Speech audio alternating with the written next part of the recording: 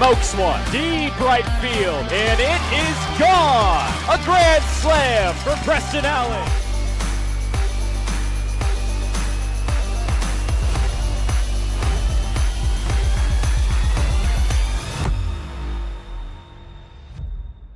Welcome into the Pippins pregame show, presented by Washington's Lottery, as it's time for Game 2 between Yakima Valley and the Ridgefield Raptors tonight. Game 1 last night, a 19-3 rout in favor of Ridgefield as they secure their playoff positioning and knock out Yakima Valley as they head into their last 8 games of the season without any chances of making the postseason. However, the mentality and just the expectations shift for this Pippins team, as now it's all about at least making an improvement on 2023. The Pips finished with 20 wins last season. They currently sit at 17. They've got 8 more games to work with in order to make that improvement, but it all has to start tonight in Game 2 after a really tough performance just 24 hours ago. We'll see if the Pippins can find a rebound with Owen Egan on the mound tonight. But coming up on the Pippins pregame show, we'll have the rest of the starting lineups and a preview of an upcoming interview with Drew Johnson after this. At Cascade Natural Gas, we help smart businesses cover their bases.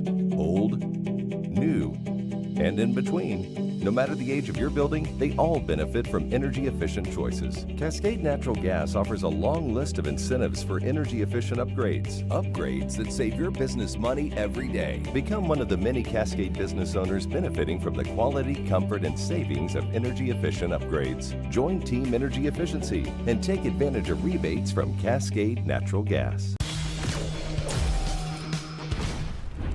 Who knew it was so difficult to find the right bank? I know. It's so confusing.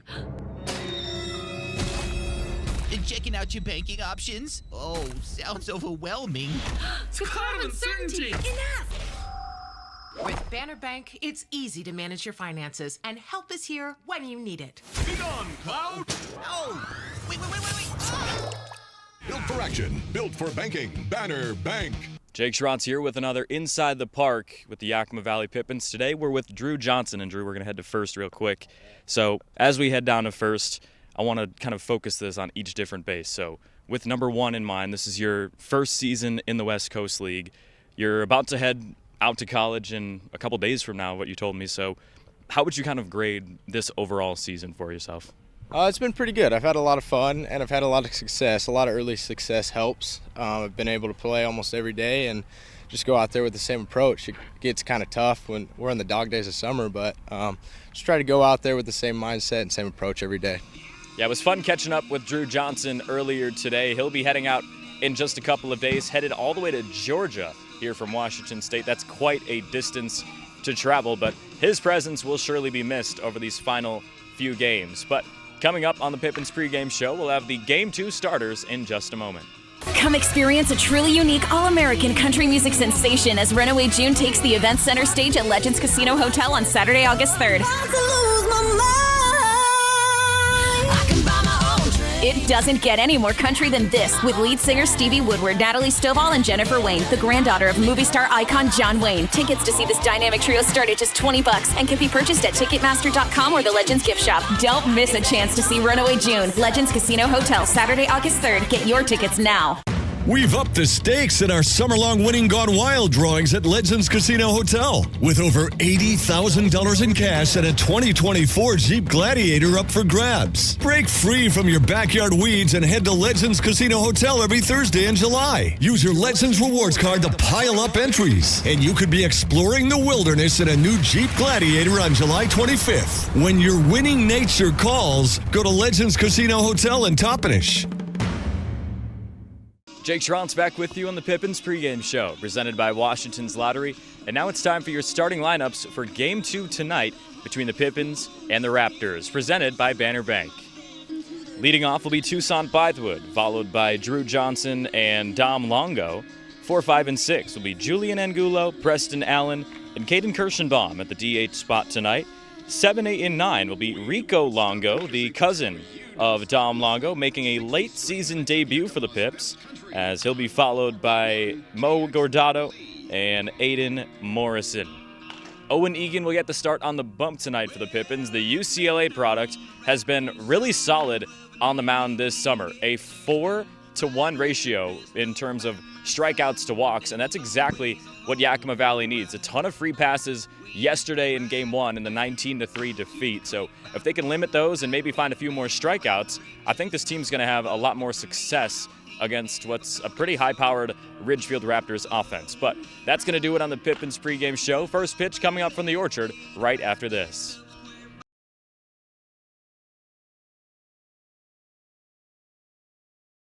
Game 2 between the Pips and the Raptors is just about set to start. Owen Egan will get the start in Game 2 tonight as Yakima Valley really looks for some redemption here in the middle game of this series. Dropped Game 1 last night, 19-3. It was tied for the most runs allowed in a single game this summer for the Pippins, so surprisingly, for the fans that missed that game on the road against Bend earlier this year, last night's game was not necessarily the most runs allowed. It's at least tied for the most, and we'll see if Owen Egan can lead a little bit of a better response tonight. You see the numbers for the UCLA sophomore. 12 strikeouts, just 3 walks this season. And the free passes is what a lot of Pippins fans will be watching for tonight, because yesterday in Game 1, Yakima Valley dealt 13 walks to just 2 strikeouts as a staff. So Taylor Takata, the second baseman, will lead things off once again. 2 hits and 4 tries last night with a couple of RBIs.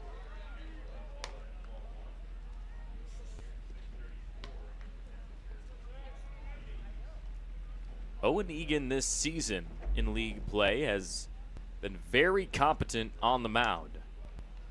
His last outing against Walla Walla was kind of a return to form after the one prior to that at Wenatchee got away from him for just a little bit. 2 innings against the Apple Sox, gave up a season-high 5 earned runs. That was the only game this summer where he's given up more than 1 earned run in any single outing. So definitely some talent on the mound in UCLA pitcher Owen Egan. 4-pitch walk to start things off, though, and that's just his 4th walk of the summer.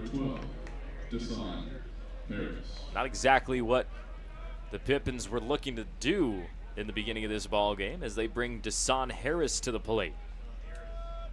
Harris was solid yesterday as well. Scored 4 times out of the 19 that Ridgefield brought around.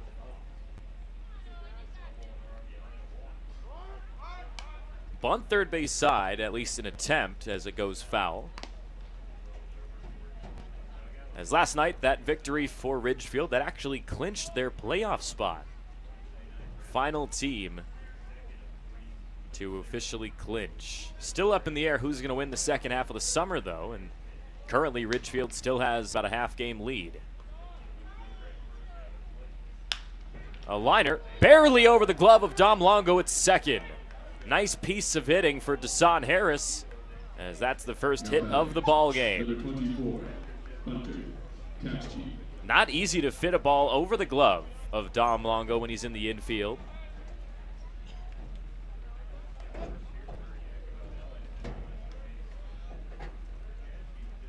Longo runs about 6'3". So to lift a ball on a line over his extended and outreached glove on a jumping effort, ball was placed almost perfectly for Desan Harris, as here's Hunter Katchke.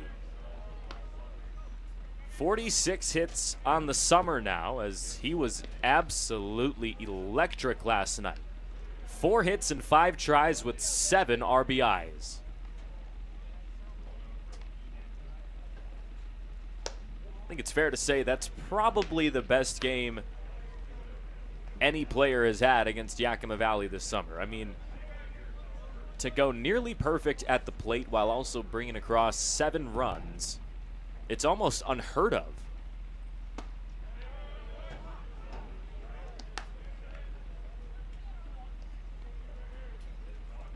2 balls and a strike for Katchke.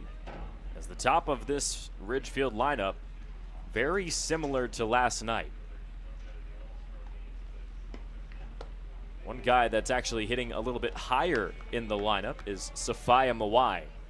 And if you missed last night's game, that man has got some power at the plate. He'll be due up next as there's still no outs in the top of the first. 3-1 offering. Finds the zone, says Elijah Bester, our home plate umpire tonight. So Riley Keller will be out there on the base path. Full count for Hunter Katchke.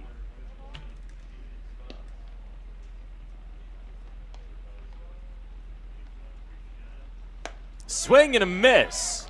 Egan finds the first out of the inning, and it comes against maybe the top bat in this Ridgefield lineup. Now batting, number 45, Sophia Mawai. Not easy at all to put Hunter Katchke away, and that's exactly what Owen Egan just did. So 1 down for Sophia Mawai to the plate. 2 for 5 yesterday in his 2024 West Coast League debut. Was still hitting bombs in batting practice earlier today as well. And it's really been kind of crazy to see the consistent power for Mawai here at the Orchard, because pretty much all season Yakima Valley has struggled to send balls out of their own ballpark because Yakima County Stadium is really such a graveyard. It's nearly 375 to deep right center field.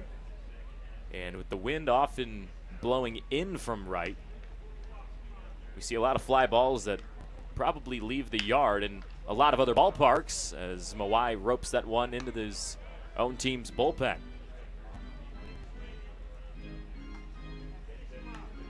Saw Easton Adamson this past weekend. He thought he had his second homer of the series, and he just watched it. He kind of hot dogged it on his way to first, but the ball ended up just bouncing off the middle of the wall, so he was not quite sure how to read that one. That's a ground ball to first. Angulo will take it himself for the second out. Both runners advance as Takata heads to third, and Desan Harris is in there at second. So Richard Tejeda has a chance with 2 down, but 2 in scoring position. Egan can quickly recover this inning after it started kind of rough with a 4-pitch walk and then a single to Desan Harris, 1 and 2.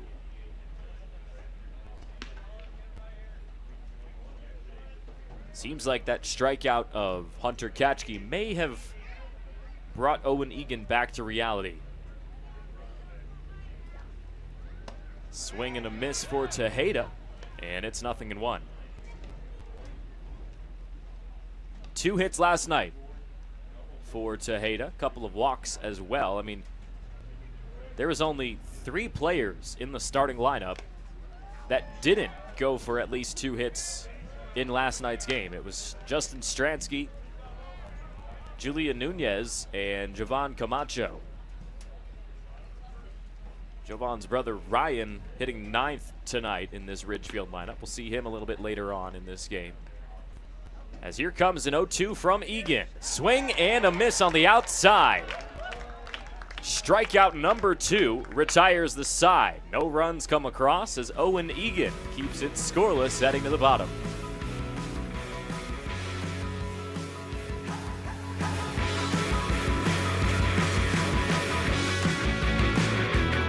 What do you want? It's just not that easy. What do you want? Seafood? Mediterranean? What do you want? Hey guys, what about West Side Pizza? I love West Side Pizza. I love West Side. I love West Side. Yeah, the Hawaiian's great. Let's do pizza. West Side Pizza? Yeah. Problem solved. Gross. West Side Pizza, saving relationships since 1996. Tiffany Haddish, live on stage. You ever been in a club in a cute little outfit? You like, I got this for $22. I'm gonna meet me $1 million man in my $22 dress. No, you're not. Legends Casino Hotel Toppenish, Friday, September 13th. You be in there dancing, feeling all good and stuff. You raise your arm up and you got a big old hole in your armpit. Get tickets now at the Legends Gift Shop and Ticketmaster.com. Legends Casino, Friday, September 13th. Invest in yourself. That's all I'm saying.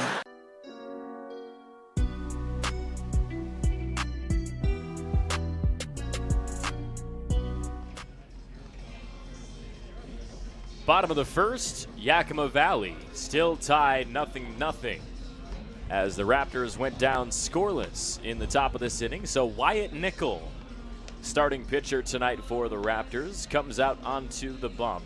29 strikeouts this year in just 27 innings pitched, but the ERA a little bit high for a routine starter. So that, I think, is where the opportunity rests for Yakima Valley. They only put up 3 runs in game 1 yesterday, but the hit numbers were there. They went for double-digit hits against the Ridgefield pitching staff, put together 12 of them in 35 tries, but the run production was where the real struggle was. Just could not keep up with the 19 of them that the Raptors were able to bring around. So Tucson Bythewood back in the lineup tonight, playing center field, will lead the offense off.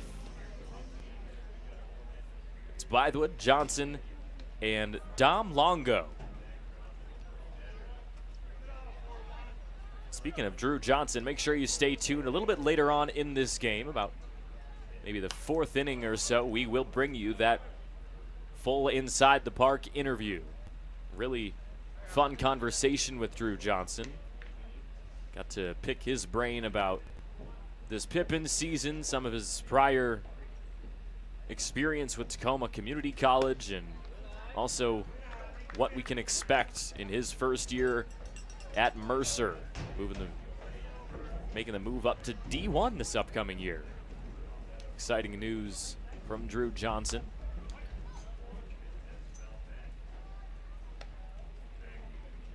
And with Johnson leaving the next day or so, that's going to be a massive void on both sides of the ball that the Pips have to figure out a way to fill up, because Johnson, he's filled in yesterday in the infield, and now he's back in the outfield tonight, but playing left when he's routinely been in right field. So he is just such a utility player for this Pippins team.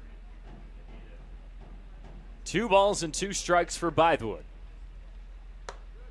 One misses up high, and Wyatt Nickel makes it a full count. 6'2" sophomore from California, Wyatt Nickel. Made an outing on opening night this season against Portland back on May 31st. As Bythewood pops this one up to the right side, might go foul, and it does. So Nickel pitched on May 31st, and here tonight on July 31st, he will make his 10th appearance. Been here since day 1 of this Ridgefield team, as Bythewood once again stays alive with another foul tip. And Nickel has seen the ups and downs for Ridgefield this summer. That's a Raptors team that out of the gates kind of struggled a little bit. We did not see at all the amazing second half team that Ridgefield is here. That one finds the zone, though, and Bythewood goes down on strikes. He cannot believe the call of Elijah Bester. Number 10, Drew Johnson. One down with a backwards K for the Pips, and here's Drewby now. 30 hits this summer. Found 2 hits yesterday.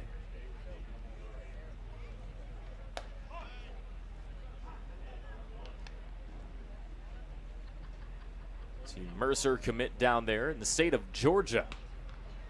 Johnson from Yakima, Washington. That's where he grew up and played his college ball these first couple of seasons at Tacoma Community College in Washington. So that was one of my favorite answers of the interview coming up a little bit later tonight. Just kind of hearing about that thought process of being Washington through and through pretty much your whole life, and then getting that opportunity to move out east and play some high-level baseball.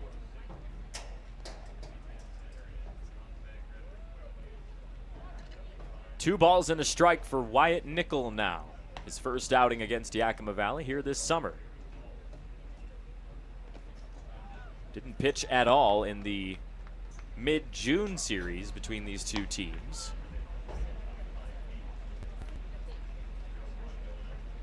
.18 ERA in 14 appearances this past season at Pepperdine.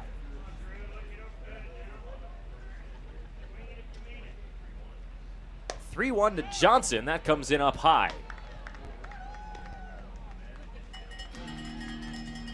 Now batting, number 37, Dom Longo. So already we've seen the good and the bad of Wyatt Nickel up there on the mound.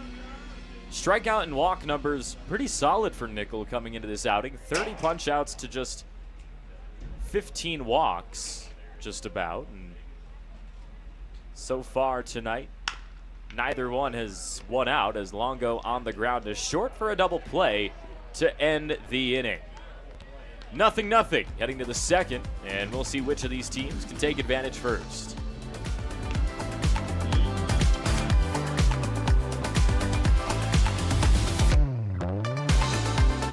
Save now with Hot August specials in Bi-Mart's latest savings book arriving this week. Save $30 on a Winchester 18-gun cabinet, now just $149.99. PMC 5.56 62-grain ammo is just $9.99. Plus buy more and save with digital rebates on Chevron 15W40 diesel oil. Buy 3 gallons and save $10. Buy 6 gallons and save $25. Save now store-wide with our latest savings book only at Bi-Mart. Hey, your homework done? Yep. Hey, is your homework done? This kinda is homework.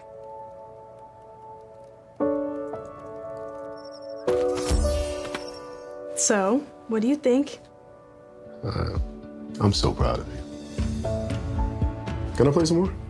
Is all your work done? Washington's Lottery is a proud partner in the goal to promote college and career training. Each time you play, you're helping students statewide. It's a heavy metal blowout as Legends Casino Hotel welcomes the original headbangers, Quiet Riot, appearing at 8 p.m. on Friday, September 6th. This famous classic rock band from the 80s has rocked venues around the world and is now coming to Toppenish, Washington. Tickets start at just $20 and can be purchased at Ticketmaster.com or the Legends Gift Shop. Don't miss Quiet Riot and come feel the noise live at Legends Casino Hotel. Friday, September 6th. Get your tickets now.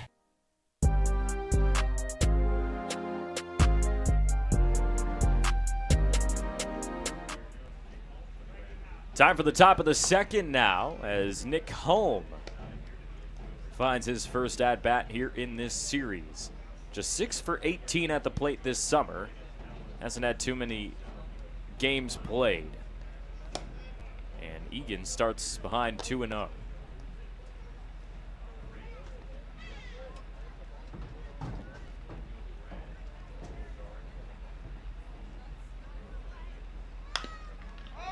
Holm pops it up right side. Angulo trying to find it in foul territory, and he makes the catch.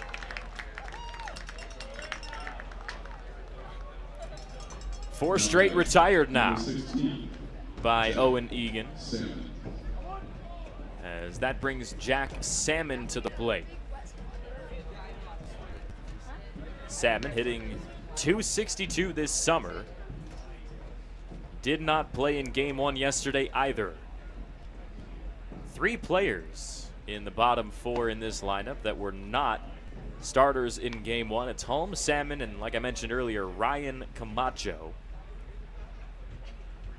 We'll see if these 3 newcomers in this series can be just as impactful as the other players they replaced from last night.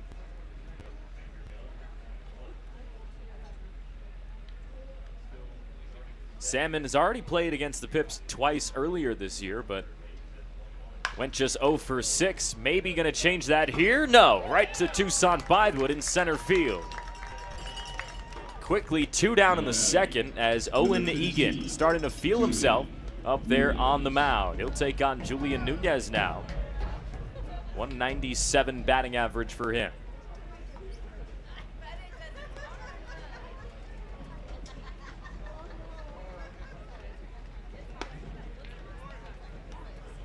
Nunez entered this series on a 4-game hitless streak, but did end up finding one in 4 tries last night.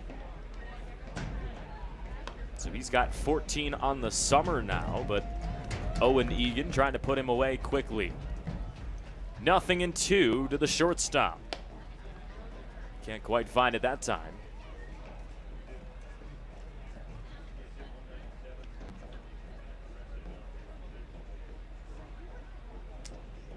Here's the 1-2 now.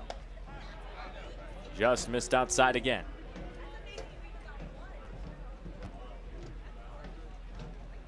Just 1 hit so far between these two teams tonight. That came on a single from Desan Harris last inning. Nunez rolls this one to short. It's Rico Longo on the pickup and the gun down. It's a Longo middle infield tonight for the Pips. Dom and Rico trying to help out as this game heads to the bottom of the second. Still scoreless on a good inning from Owen Egan. Are you struggling to figure out the best career path or ready for a change? As a 2-time School of Excellence award winner, Perry Technical Institute offers 14 programs ranging from 5 weeks to 2 years, with 2 AAS degree programs and night course options available. Schedule your tour today and explore all that Perry Tech has to offer. Let the financial aid, careers services, and enrollment teams help put you on the path to your dream career. Find your future now at perrytech.edu or by calling 509-453-0374. It's been a summer of off-road adventures at Legends Casino Hotel, but now we've gone completely off the rails. We're giving away not 1, but 2 winning Gone Wild vehicles in August, including a new Volkswagen Atlas Crossport on the 22nd and a Dodge Ram 1500 Bighorn on the 29th. Just remember to pack your Legends Rewards card to earn entries for a chance to win cash or 2 new off-road adventure vehicles. Then again, if driving around in a 2024 VW Atlas or Dodge Ram Bighorn isn't your bag, you could always just sit on your front porch petting your dog. Yeah, right.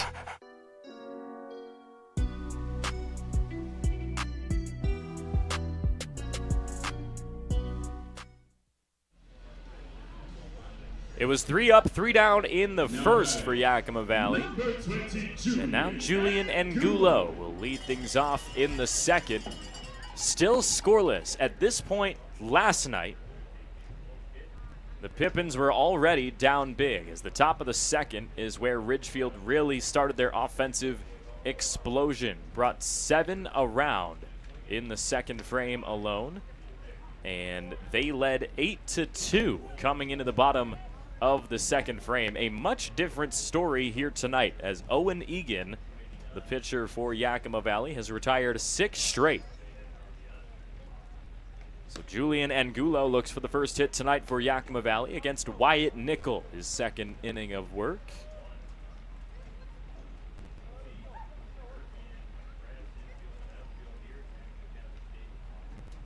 Here comes a 1-1.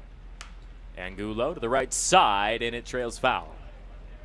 Angulo has had a great summer. He just continues to be effective. 1 hit in 5 tries last night. Drove in a run and scored himself. Part of 2 of the 3 runs all night long for Yakima Valley. 2-2 now.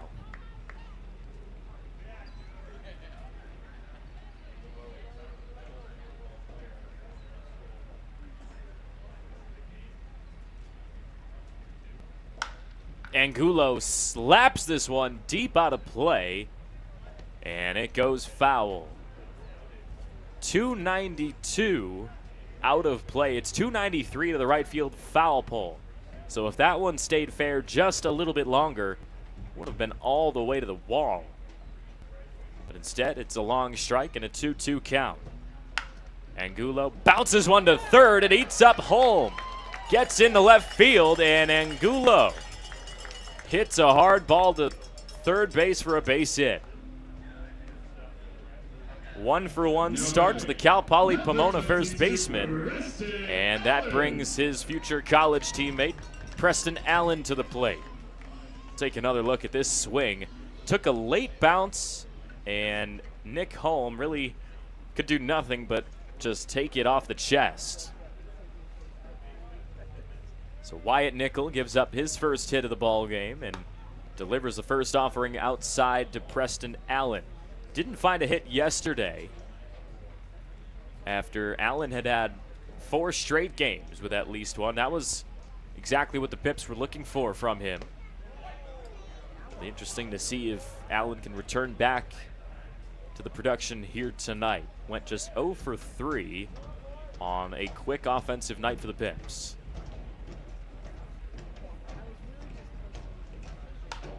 One to the left side, but it's foul. And last night early on, right field was kind of that landing zone for a ton of balls in play that dropped for hits, but we'll see if Allen can send one to left following up Angulo. Count stays the same on another foul ball. After Preston Allen, it'll be Caden Kirschenbaum to the plate for the Pippins. Found 2 hits last night. One of his better games all season. Another 1-2 for Nickel. Rolls foul, first base side. Nearly stayed fair until the last moment, and Pippins are kind of lucky that that one rolled out of play, or else it very well could have been a double play. We'll take another look. Slow-mo as well. How about that? Just bounced to the right side, and you see kind of fielded just wide of that first base bag. Appeal down, and Allen did not go, according to Riley Keller, so it's a 2-2 count. Nickel nearly got Preston Allen to swing on that outside option, but it's 2-2. Smacked it into his own leg. That's what the leg guard is for, I guess.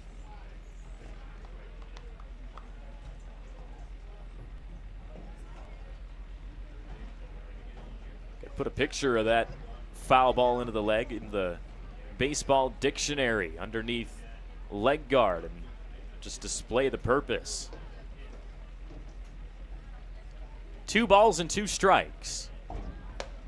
Inside, and it's a full count.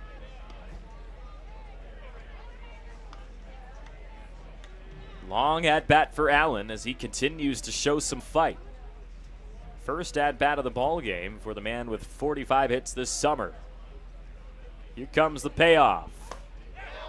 Up high, and they appeal down. He did go. Allen gets packed up, and he could not believe they called that enough of a swing. As we'll take another look at it, you tell us. Tried to just dodge out of the way of that offering, and I guess Riley Keller decided that's a strike. Second punch out of the game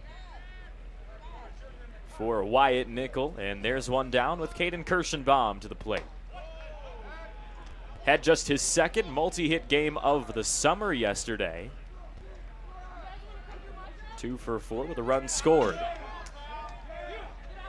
And now we have an ejection.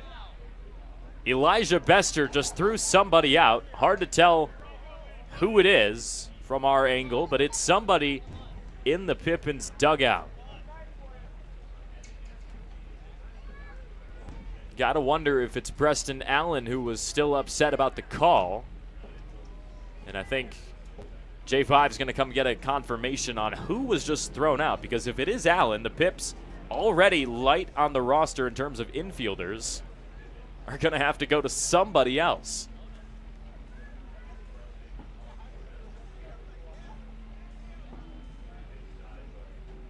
Elijah Bester was not having any of the trash talk from the Pippins side.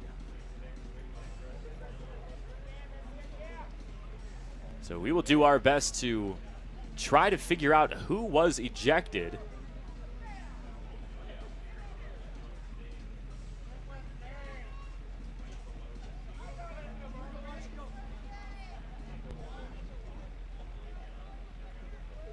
Clearly, Coach Johnny Graham trying to just convey the message to the Pippins dugout that we are light in terms of depth right now and can't quite afford to be letting guys get ejected.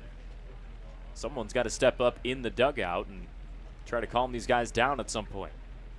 0-2 to Kirschenbaum. Just missed the outside, and it's 1-2.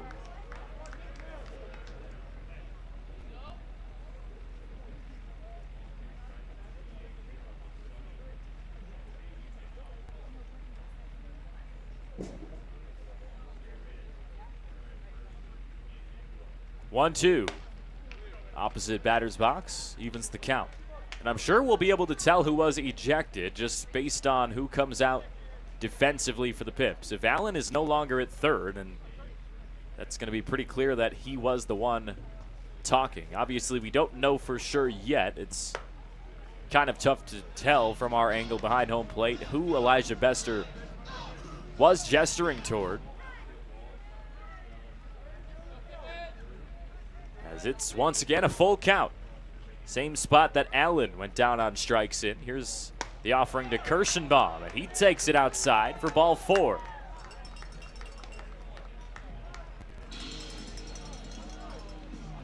Now batting, number 6, Rico Longo. And to hear the name Longo, this is Dom Longo's cousin Rico.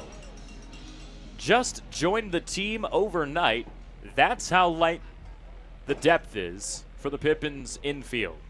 So Rico and Dom are holding down the middle of the infield tonight with Zach Blazak's injury. No David Bayanilla here any longer as he got injured on the road this past week. He's gone. Spencer Shipman not available tonight either, so the Pippins really losing some numbers late in this summer.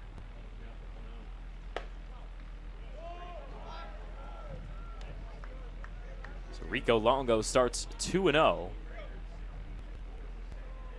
here against Wyatt Nickel.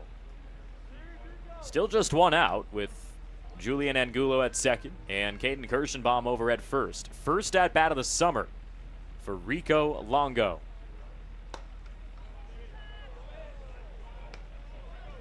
And just in case anyone was wondering, Rico Longo is actually a baseball player. He's not just a random cousin from Dom Longo's family. He's got experience at Spokane Falls Community College. Heading into his junior year. And that's ball 4, a 4-pitch walk. And Rico Longo is able to get on in his first try. Second walk of the inning, third of the ball game for Wyatt Nickel. So I mentioned the solid strikeout to walk ratio for Nickel coming into tonight, and now they are going to meet in the infield as Nickel has really struggled out of the gate. It's still scoreless, but he's loaded the bases up. So Mauricio Gordado is due up next for Yakima Valley in quite an opportune time. The Pips, if they could take the lead right here, momentum might shift, not just tonight, but really in this series. A big win in response to a 19-3 rout in defeat last night could flip the switch for the end of the season for Yakima Valley. And a similar position, honestly, to the last time these teams met in a 3-gamer, because in mid-June at the Ridgefield Outdoor Recreation Complex, the Raptors no-hit Yakima Valley. And then 2 games later, the Pips had won the series by taking 2 straight. First offering is down in the dirt, and that's 5 straight out of the zone. Mauricio Gordado.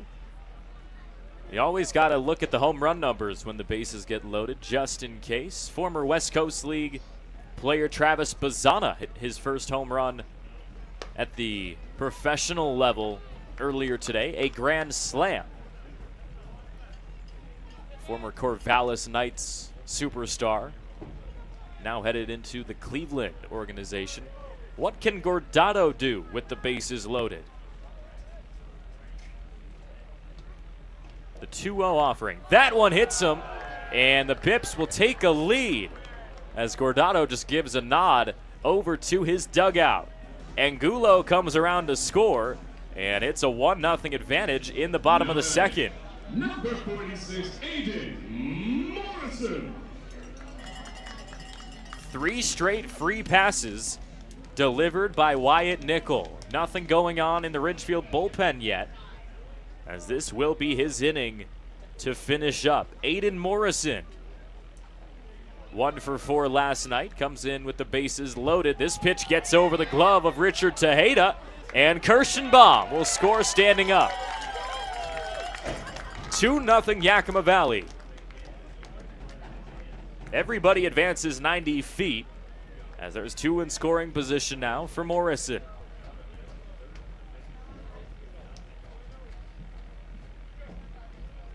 Morrison's quickly got 2 straight games with hits now after prior to July 28th. He hadn't had one since June 28th in league play. That pitch nearly hits Morrison, and again we have a passed ball, and it's another scored run. Rico Longo makes it 3-0 Yakima Valley early on in this ball game. Wyatt Nickel has completely fallen apart in this frame. 2 balls and no strikes as we just see this one get away from Tejeda as he had to chase it down all the way to the backstop.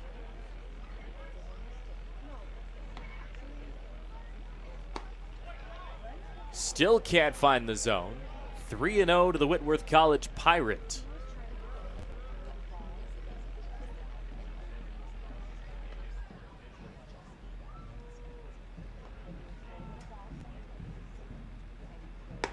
That's upstairs, ball 4. A disastrous second inning for Wyatt Nickel. It's almost reminiscent of some of the struggles that Tyler Dish had last night. Just struggled to keep his composure on the mound early on in that outing. And now tonight, that bug has bit Ridgefield. Runners at the corners as we see now. A little bit of work going on in the Raptors bullpen. Looks like Joseph Jasso, the righty, warming up currently, number 19 for the Raptors, as Tucson Bythewood looks at strike 1, and Nickel finally fits one through the zone. Bythewood struck out looking last inning. And we'll see what he can do in his second try against Wyatt Nickel. That's way up high, off the edge of the glove of Tejeda, and no throw home as no one's covering home plate. Gordado takes advantage of a dropped delivery, and it's 4-0 Pippins. How about this opportune base running from Yakima Valley in the second?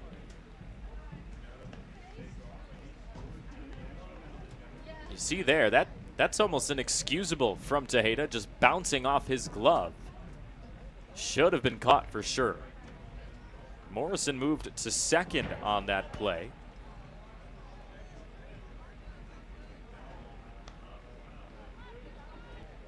As it's 2-1. Check that, 1-2. Still just 1 out in this inning, so even if Bythewood goes down on strikes again, Pip's offense will stay alive. Nickel gets set. And here comes the 1-2. Foul tip into the mask of Richard Tejeda. That's not going to feel good. Elijah Bester going to give him a brief moment to recuperate.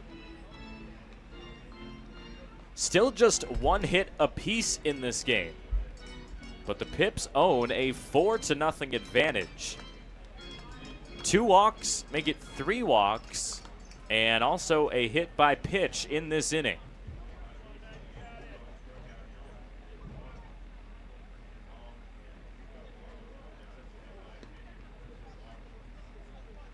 One ball and 2 strikes. Here it comes.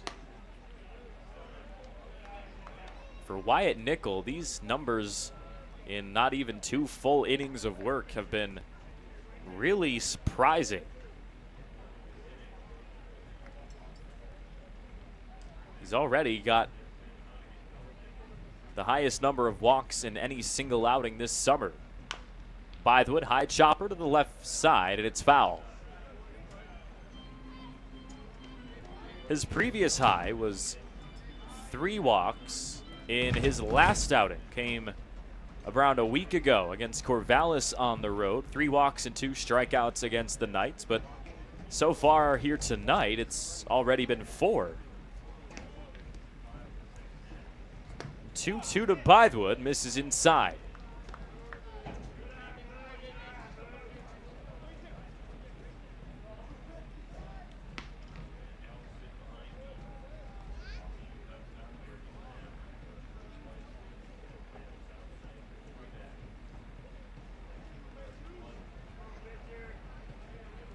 Here's Nichols' payoff pitch. Bythewood ropes it left side and pulls it foul. Good swing for Toussaint that time, but maybe just a tad early on that 78-mile-an-hour offering. Seemed like he got most of it, but just could not quite square it up to put it in play. Count stays the same, and Wyatt Nickel delivers another payoff pitch. That one's inside. May have even hit Bythewood on the elbow, but either way, it's another free pass. And how much longer will they let Wyatt Nickel stay on the mound? And it looks like no longer. Nickel is going to be replaced. Just 1 1/3 innings pitched into this outing. Really tough performance from him as he gives up 4 runs this inning. And a new arm for the Raptors is coming out. We'll step aside and bring you his numbers right after this.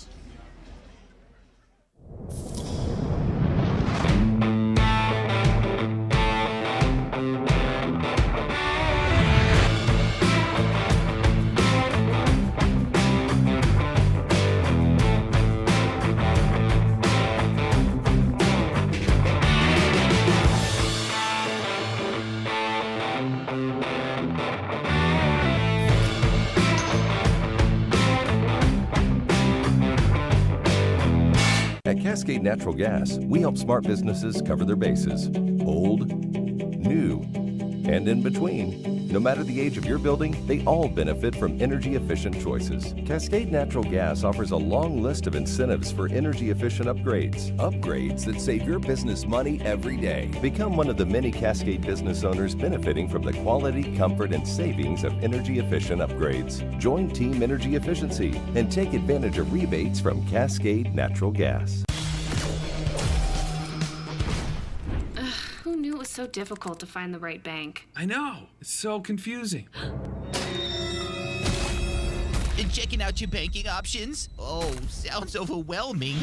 It's a cloud of uncertainty. Enough! With Banner Bank, it's easy to manage your finances, and help is here when you need it. Be gone, Cloud! Oh! Wait! Ah! Built for action, built for banking. Banner Bank.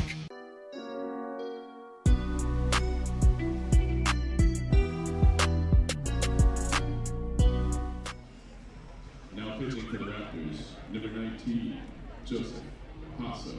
Joseph Hasso, the new pitcher for Ridgefield, comes in a tough spot. Pips have brought 4 across already this inning. And it's been mostly due to the free passes from tonight's starter Wyatt Nickel. 2 hit batters and 3 walks this inning alone. Drew Johnson at the plate, and Hasso pumps in a strike. Hasso's numbers terrific this summer, .75 ERA in his first 7 outings, but now he faces this Pippins offense for the first time. Here's the 0-1 to Johnson. Swung on and hit pretty deep to right field. Jack Salmon tracks it down and makes the catch. Morrison will head to third, and Johnson gives up the second out. Runners at the corners. as Dom Longo will come to the plate. Number 37, Dom Longo. As that's now all 9 Pippins starters who will come to the plate in the second inning. Longo hit into a double play his lone time up, and we'll see what he has in store against Joseph Hasso, 6'2" sophomore from College of the Canyons.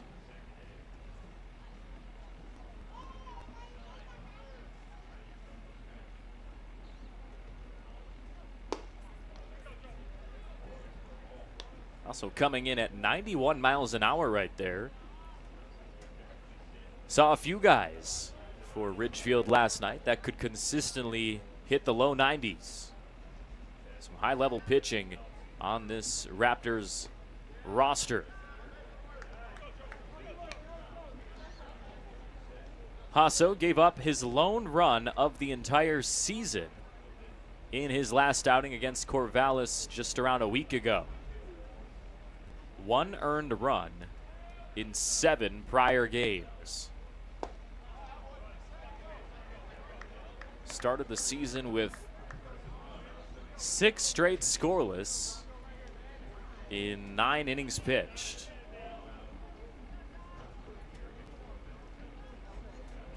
Three straight out of the zone to Longo, and that time he finally pumps one over the plate. Dangerous to give up a walk at this point, as that would load the bases right back up for Julian Angulo. Runner takes off, and Longo swings and fouls it off, as Bythewood will have to head back to first, and it's a full count now.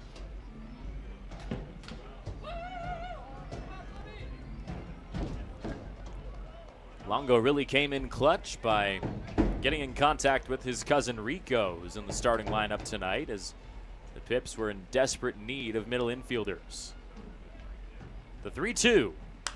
And Longo skies this one to the backside. Richard Tejeda will watch it go over the net and into the stands.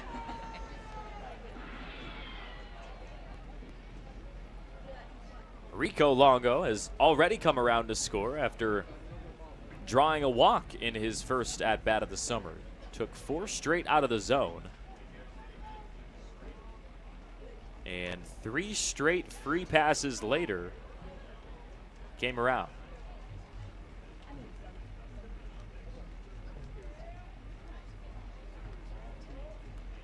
Another 3-2 for Hasso.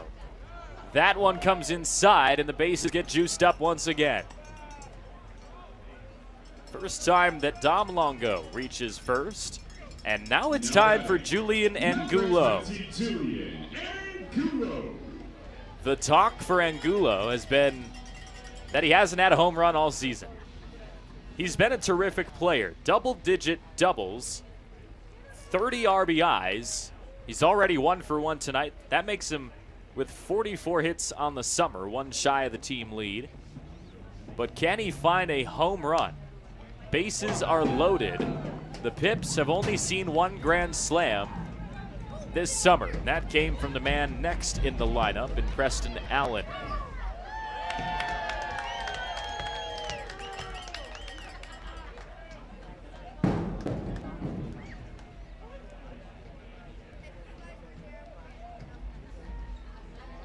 The 0-1 offering.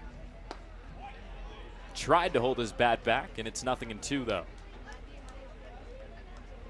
Pips have batted around here in the second as Angulo led the offense off with a single. The lone hit tonight for Yakima Valley. They've loaded the bases up 2 separate times. And he went around for a called strike 3. Seems like there's some confusion, but that will end the second frame after a slight delay, as that's strikeout number 3 for the Pippins, but a very productive 4-run second as they take advantage of all the free passes from Wyatt Nickel. And Yakima Valley heads to the third, up by 4.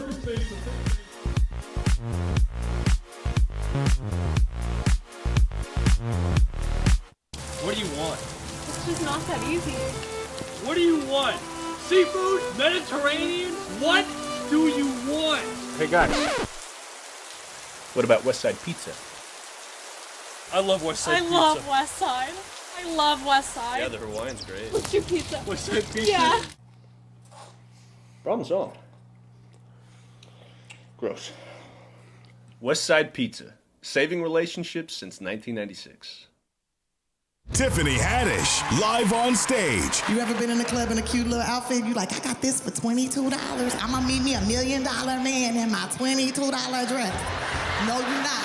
Legends Casino Hotel Toppenish, Friday, September 13th. You be in here dancing, feeling all good and stuff. You raise your arm up and you got a big old hole in your armpit. Get tickets now at the Legends Gift Shop and Ticketmaster.com. Legends Casino, Friday, September 13th. Invest in yourself. That's all I'm saying.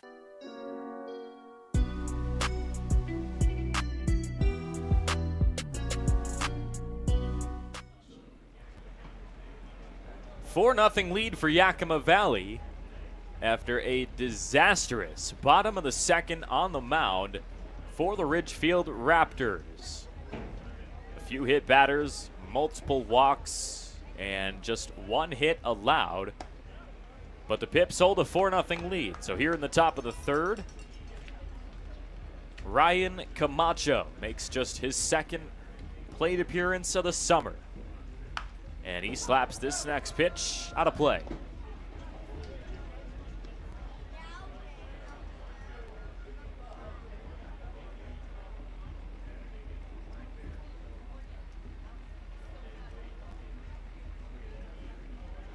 And check that. That's actually Camacho's first at-bat of the summer.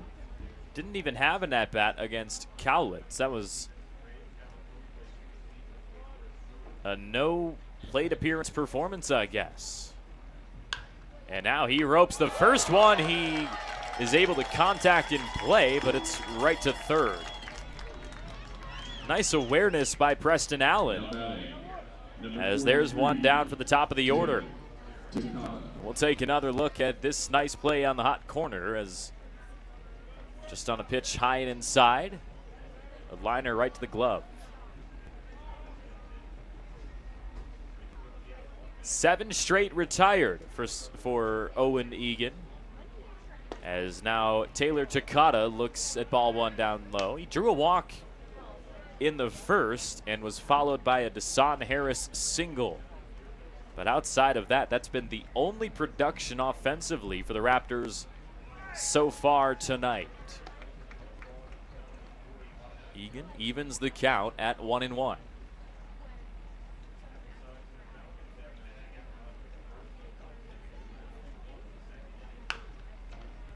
Hacked out of play, over to the right side, 1-2 now. Still just one hit for each of these teams tonight.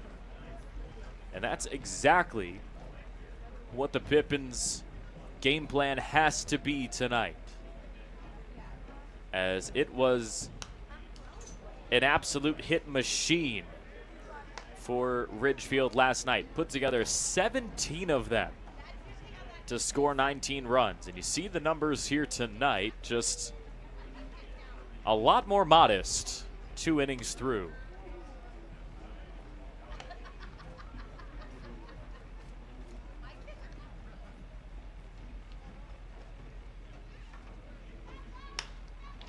In the air, shallow center. That's Rico Longo trying to track it down, and it barely gets over his glove.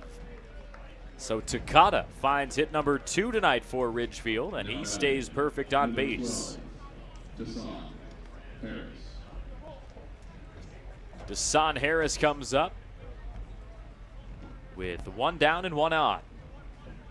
Harris from Oklahoma University. Didn't have too much experience with the Sooners, though, in his freshman season. So some very important experience this summer to really test himself against the likes of different competition around the West Coast League. I mean, even just, for example, tonight with Owen Egan, another young player at a Power 5 with UCLA.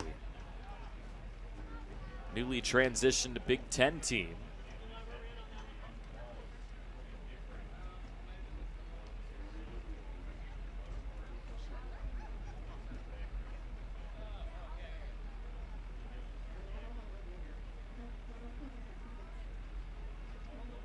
Egan's 1-1 is lifted in the sky. Deep left center field, all the way down for a base hit to the wall. Harris thinks about rounding for third, and he will get held at second and brings Taylor Takata around to score. RBI double for Desan Harris. Number 24, Hunter Katchke. A 2-for-2 start for the Parker, Texas native, as Taylor Takata gets the goose egg off the board with his scored run. Still a 3-run advantage for Yakima Valley as Hunter Katchke comes to the plate. And maybe in the third, this is where the offense will come alive. 2 straight hits given up by Owen Egan to start the frame,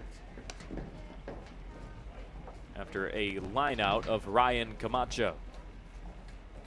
Katchke struck out swinging in his lone at-bat tonight, one of 2 strikeout victims.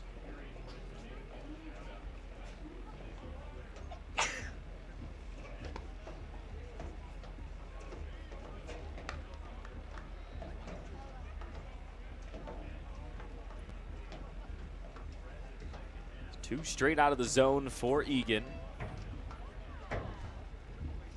As here he comes with the next offering, down and away. It's Mauricio Gordado doing the catching tonight for the Pippins after Reese Sherman got the start behind the dish in game 1. Had a conversation with Gordado earlier this series as this 3-0 pitch misses way outside. We talked about the depth on this team and how as the season has gone on, it's gotten weaker and weaker, mostly just due to guys getting banged up. And when we talked, we said the group of catchers is maybe the deepest spot on the team.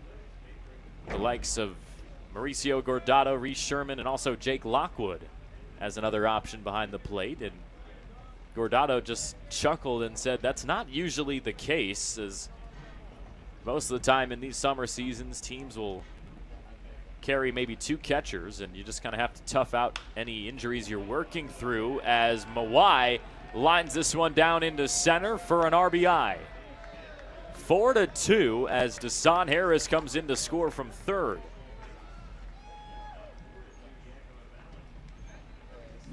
And just like that, the Ridgefield offense has woke up.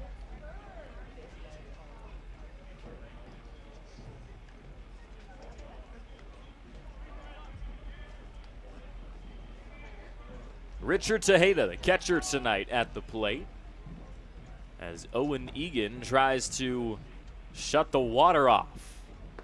That is this Raptors offense. Pitch misses in the dirt, 1-0. 2 runs have already scored, and Tejeda's not an easy guy to put away. Nearly 40 hits this summer with over 20 RBIs. So facing him with 2 base runners on is intimidating. Katchke at second with Mawai over at first. High chopper, third base side. Allen trying to make the tag, and he will, as that's the second out. Nice job by the third baseman. Now batting, number 26. As there's 2 down for Nick Holm.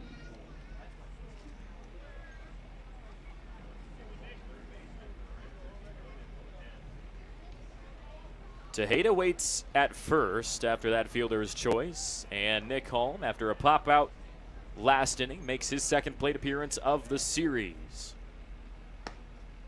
Way outside for ball 1. Egan struggling to start ahead in these counts, something that has not been seen from him over the first 2 frames.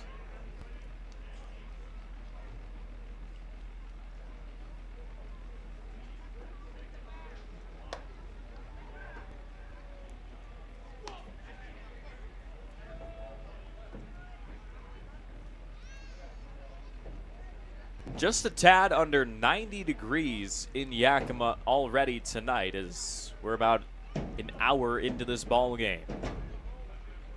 Could be in store for another long one. The 2-0 offering from Egan. finds the zone.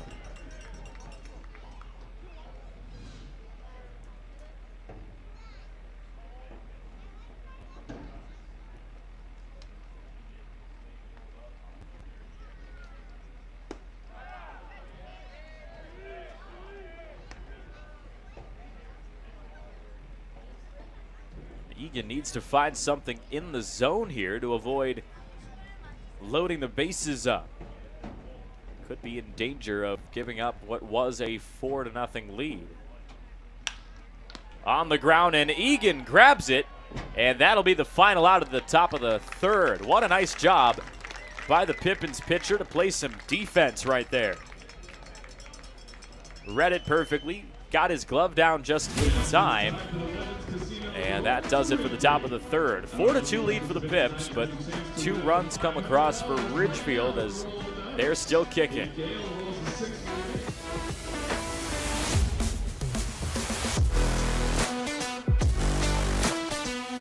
Save now with Hot August specials in Bi-Mart's latest savings book arriving this week. Save $30 on a Winchester 18-gun cabinet, now just $149.99. PMC 5.56 62-grain ammo is just $9.99. Plus buy more and save with digital rebates on Chevron 15W40 diesel oil. Buy 3 gallons and save $10. Buy 6 gallons and save $25. Save now store-wide with our latest savings book only at Bi-Mart.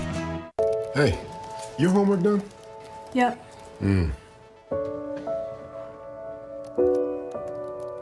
Hey, is your homework done? This kinda is homework.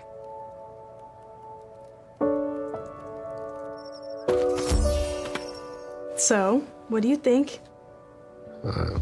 I'm so proud of you. Can I play some more? Is all your work done? Washington's Lottery is a proud partner in the goal to promote college and career training. Each time you play, you're helping students statewide.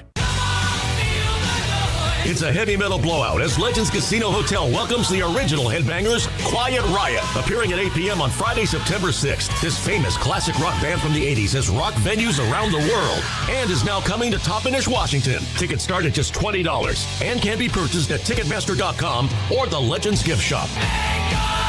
Don't miss Quiet Riot and come feel the noise live at Legends Casino Hotel. Friday, September 6th. Get your tickets now.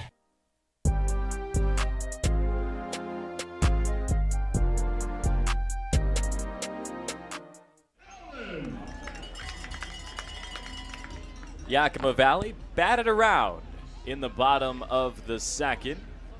So Preston Allen will lead things off in what's now a 4-2 game, as Ridgefield did strike back with 2 runs in the top of the third. Allen's 0 for 1 with a strikeout tonight, still looking for his first hit of the series. First one from Joseph Hasso. Misses for ball 1. Hasso, pitcher number 2 of the night, after he relieved Wyatt Nickel after Nickel had fallen apart mightily in that bottom of the second frame.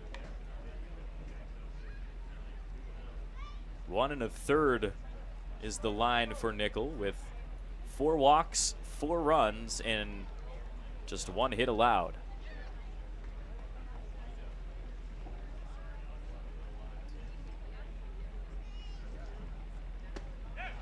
Finds the zone that time, 2-1.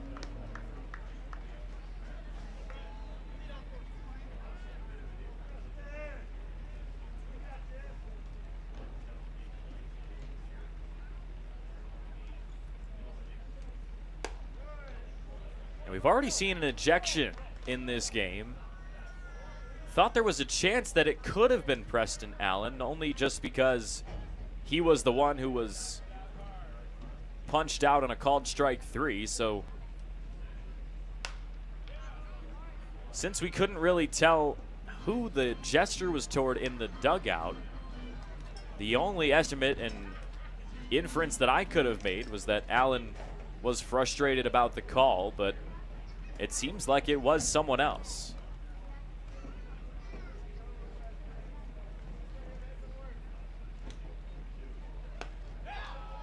Payoff pitch just misses inside, in a similar situation to the finish of his last at-bat. This time it goes his way with a called ball.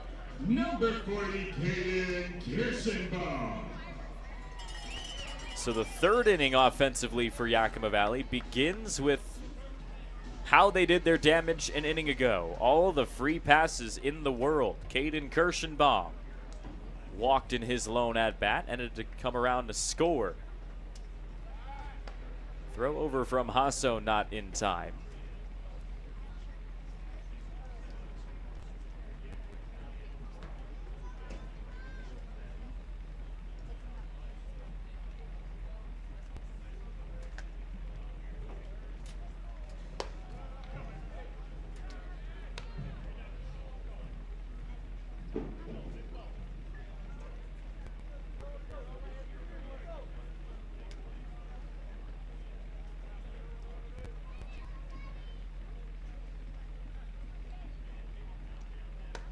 One 0 to Kirschenbaum, up high as well. Both pitchers for Ridgefield struggling to consistently locate the zone. They've worked themselves into some potential good scenarios, but then just can't quite finish them up. As Kirschenbaum sends one through to the left side. First hit of the inning for Yakima Valley. Just number 2 all night. Now batting, number 6, Rico Longo. And the bat of Caden Kirschenbaum has started to wake up at the end of this regular season. Was an all-conference player at Montana State Billings, and now Rico Longo makes his second plate appearance tonight. First time facing off with Joseph Hasso, though. And for Rico Longo, he's looked at 5 straight balls. Not a single offering yet has found the zone against him.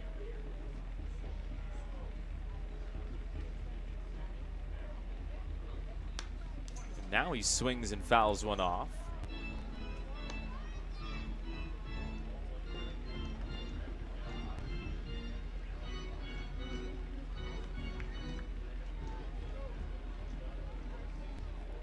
One ball and a strike with no outs.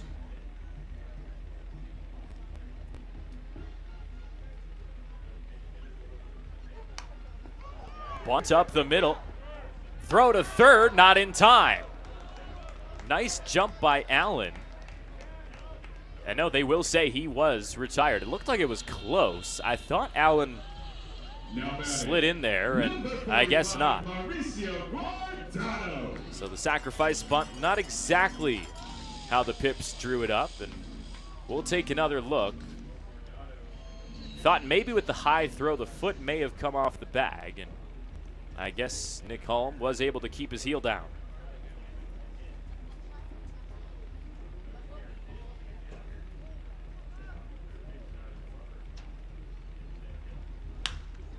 Gordado sends this one on the ground to first. Ate up Mawai for a moment, but he does end up recovering in time.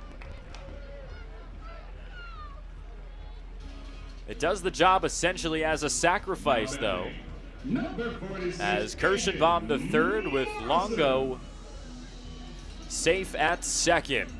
Sophia Mawai getting the start at first base tonight. He was the DH yesterday when he did all that damage.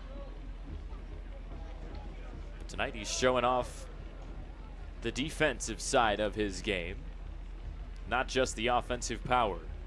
Here's Aiden Morrison.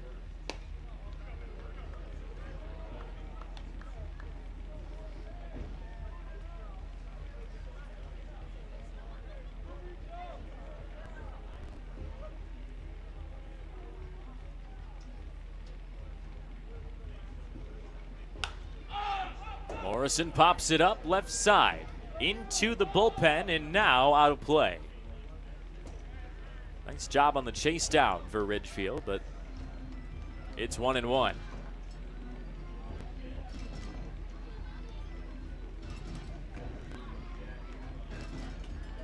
Nice little souvenir ball.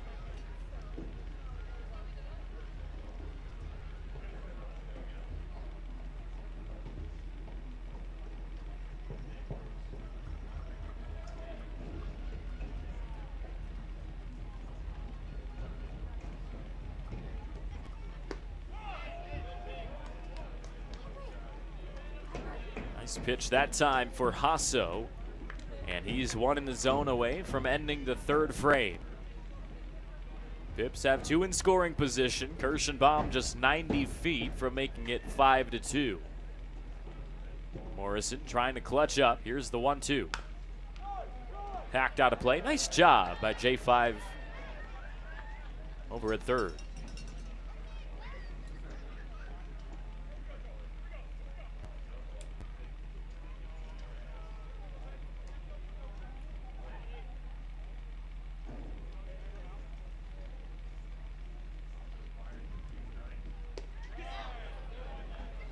Hasso thought he had strike three, and Elijah Bester tells him, no, you got to go back up on there on the mound.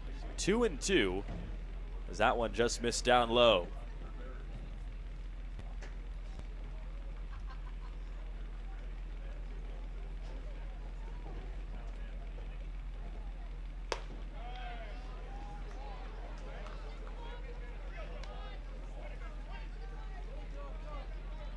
Full count for Morrison.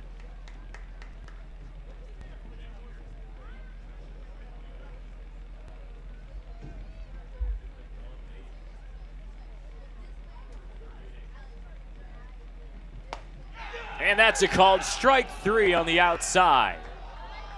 Morrison tried to maybe fool Elijah Bester by having that quick takeoff, and he was not fooled. Strikeout number 4 tonight by the Ridgefield Raptors.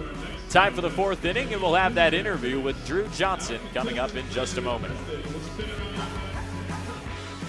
Are you struggling to figure out the best career path or ready for a change? As a two-time School of Excellence award winner, Perry Technical Institute offers 14 programs ranging from 5 weeks to 2 years, with 2 AAS degree programs and night course options available. Schedule your tour today and explore all that Perry Tech has to offer. Let the financial aid, careers services, and enrollment teams help put you on the path to your dream career. Find your future now at perrytech.edu or by calling 509-453-0374.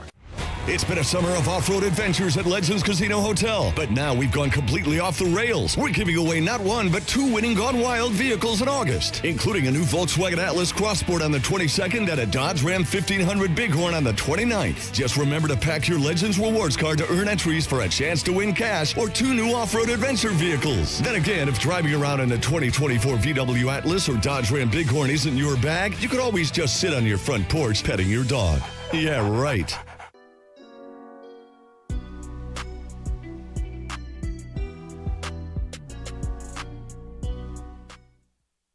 Number 16. Top of the fourth inning, still 4-2 as Yakima Valley returns on defense.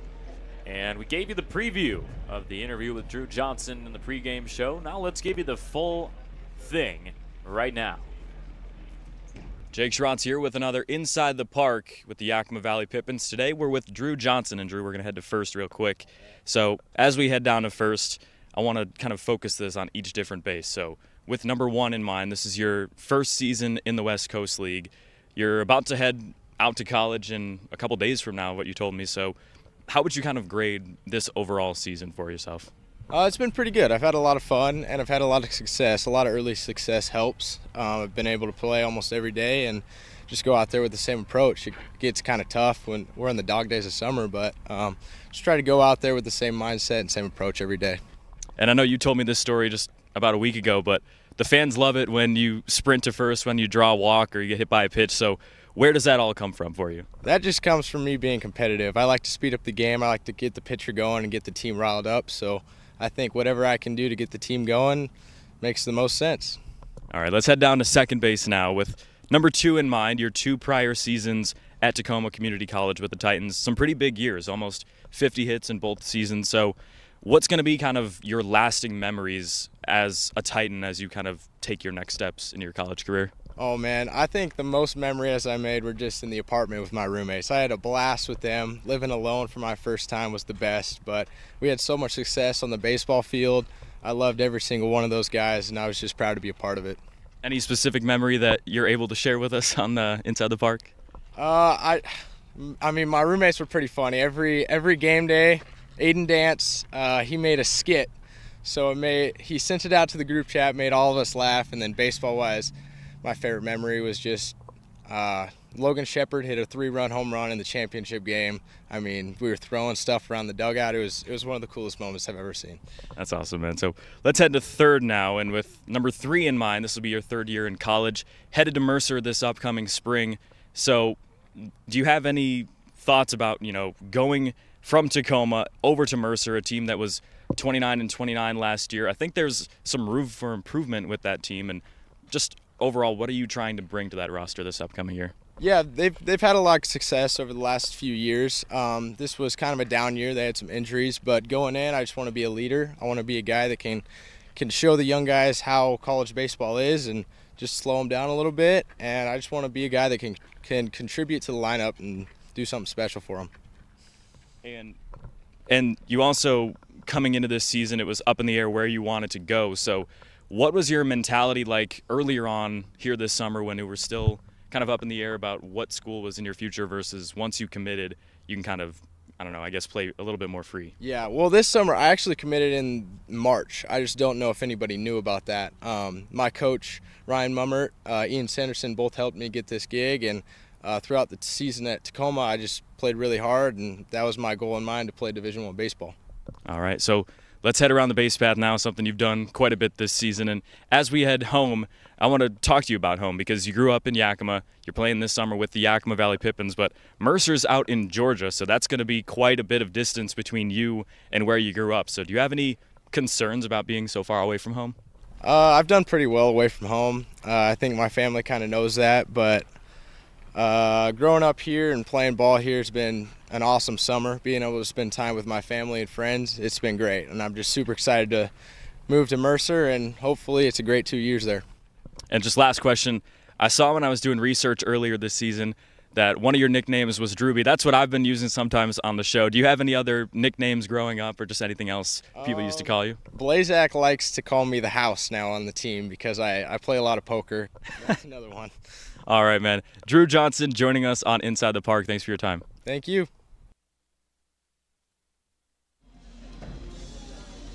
Great time catching up with Drewby there, and a quick inning in the top of the fourth from Owen Egan on the mound. He wrapped it up with his third punch out of the game in a 3-up, 3-down format for just the second time tonight. So we're here in the bottom of the fourth, and Joseph Hasso is ready out there once again.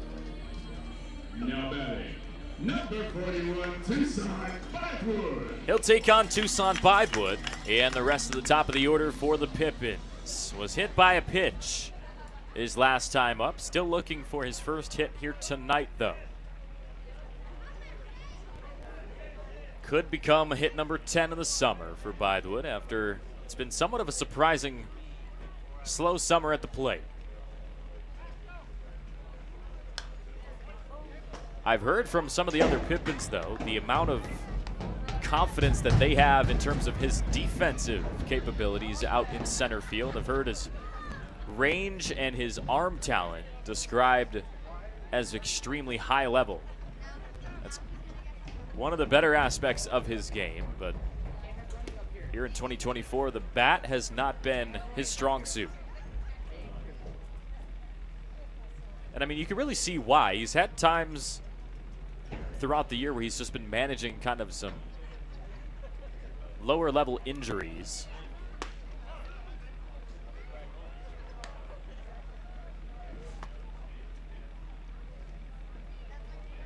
They haven't been extremely serious injuries, but they're just those ones that kind of linger over the next few games, even when you're ready to return to action.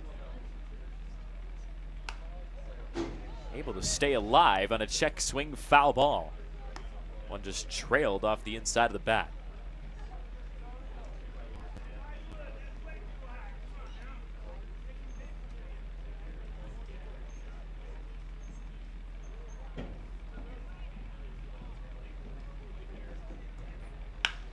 And Bythewood puts it on a line and down into left field. He is going to hold at first after he was nearly halfway to second. Third hit tonight for Yakima Valley, and Tucson Bythewood able to do some damage with his bat. Now batting, number 10, Drew Johnson. And here comes Drew Johnson. You guys just heard from him in the interview a minute ago. Still looking for his first hit in this contest. Hitting just over 300 on the summer, as his summer campaign with the Pippins comes to a close over the next couple of days. Bythewood takes off. Ball gets past the glove of Mawai at first base. Johnson's running to second. He's going to run to third, and the throw to the plate is not in time. Ball skips away, and Drew Johnson makes it 5-2 Yakima Valley. Right on cue, Drewby.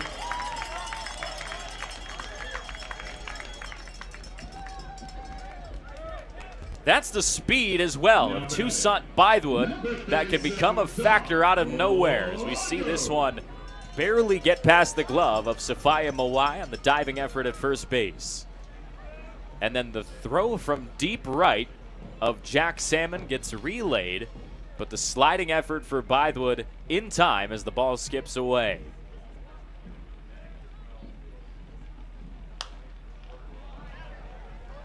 And they will give Johnson a triple right there on the scoreboard. So that's triple number 4 of the summer for Drew Johnson. And looking around the rest of the West Coast League, there's only one player with more triples now than Drew Johnson, and that's Aiden Doherty of the Wenatchee Apple Sox, one of the top hitters in the entire league. So for Drew Johnson to put his name up in that upper echelon of power hitters, that's pretty impressive. 1 ball and a strike for Dom Longo as that comes inside. 2-1. Pippins finding some early success in the 4th here against Joseph Hasso, as once again there's not much going on in the Raptors bullpen. So it will be Hasso's inning the rest of the way. Longo sends it through to the left side this time, and Johnson will score standing up as the Pips take a 4-run lead.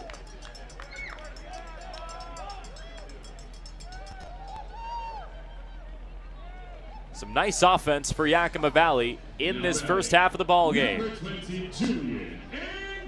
As after that swing from Dom Longo, the Pips have doubled their scoring output from just 24 hours ago. It was a 19-3 defeat for the Pippins. Tonight, it's a 6-2 start. And Angulo blasts this one deep to right field, and it's all the way to the wall. A stand-up double for Angulo as the hits just keep on coming.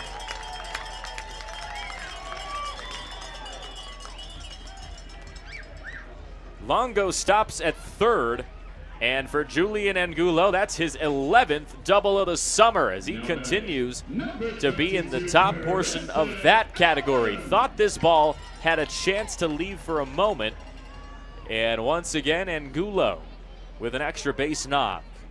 Still no outs with 4 straight hits in this inning. Preston Allen to the plate with 2 in scoring position. Hasso sends one over the middle, and Allen foul tips it into the glove. That's a look at Julian Angulo, the doubles in the West Coast League, as he's now still in that top 10 with 11 now on the summer. Allen sends this one out of play over to the right, or to the left side, I should say. League leader in doubles is Kevin Takeuchi from the Corvallis Knights, USC Trojans product, who has been insanely productive for the Corvallis Knights. He's got 15 of them. Swing and a miss for Preston Allen.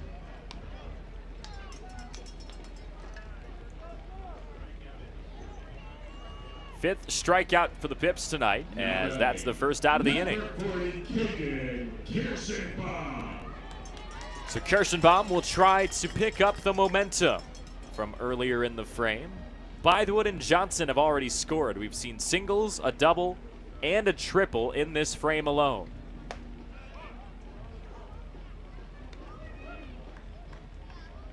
And if Kirschenbaum can somehow send one over the fence, I guess you would call that a combined cycle in the fourth frame. Not something you usually see in every given day in baseball. Tried to hold his bat back, but Elijah Bester calls him out on it. And Kirsch has got plenty of power to do so. He's already got a homer on the year. Competed in the home run derby just last week against Walla Walla. Another one that's nearly called a strike. But the appeal down. And Riley Keller says he held it back.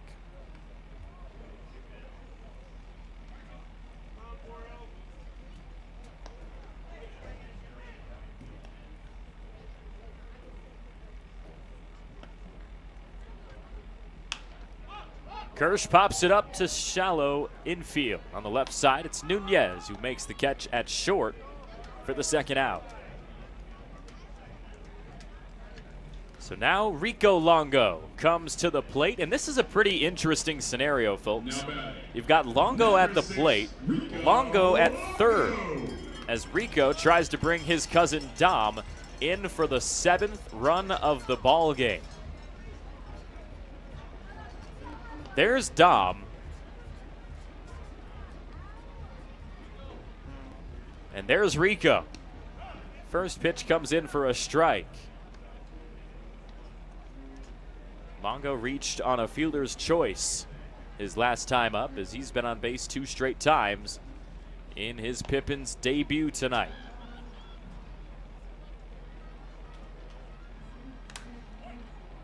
Another foul tip off the mask of Tejeda. Second time tonight that he has taken some damage.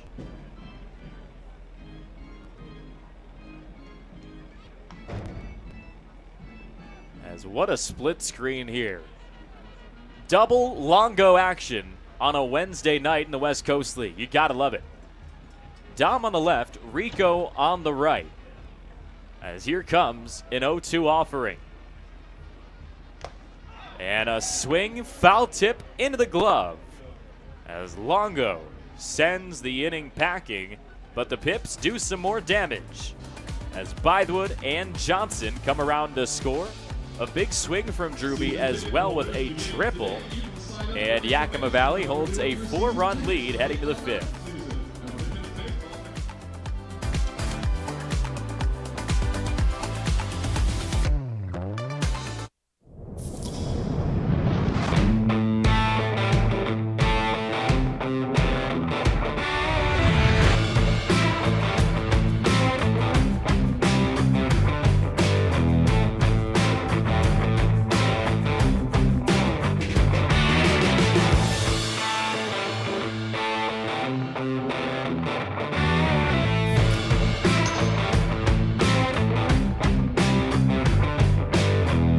At Cascade Natural Gas, we help smart businesses cover their bases. Old, new, and in between. No matter the age of your building, they all benefit from energy-efficient choices. Cascade Natural Gas offers a long list of incentives for energy-efficient upgrades. Upgrades that save your business money every day. Become one of the many Cascade business owners benefiting from the quality, comfort, and savings of energy-efficient upgrades. Join Team Energy Efficiency and take advantage of rebates from Cascade Natural Gas. Who knew it was so difficult to find the right bank? I know. It's so confusing. Checking out your banking options? Oh, sounds overwhelming. It's a cloud of uncertainty. Enough! With Banner Bank, it's easy to manage your finances, and help is here when you need it. Be gone, Cloud! Oh! Wait! Ah!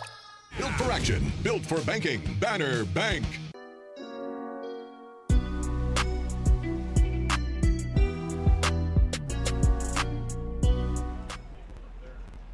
Top of the 5th at the Orchard as Owen Egan returns to the bump and finds a first pitch ball against the top of the order with Taylor Takata.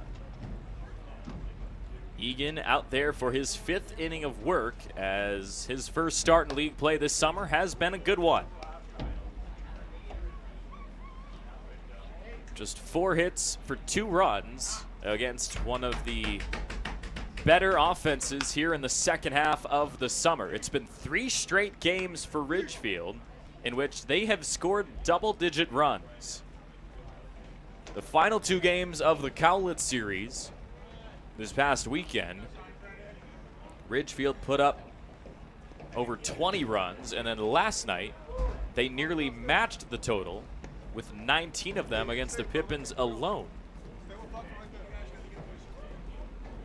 3 balls and a strike, though, to Takata. Egan tries to tap into that last inning of work when he retired 1, 2, and 3 in a row.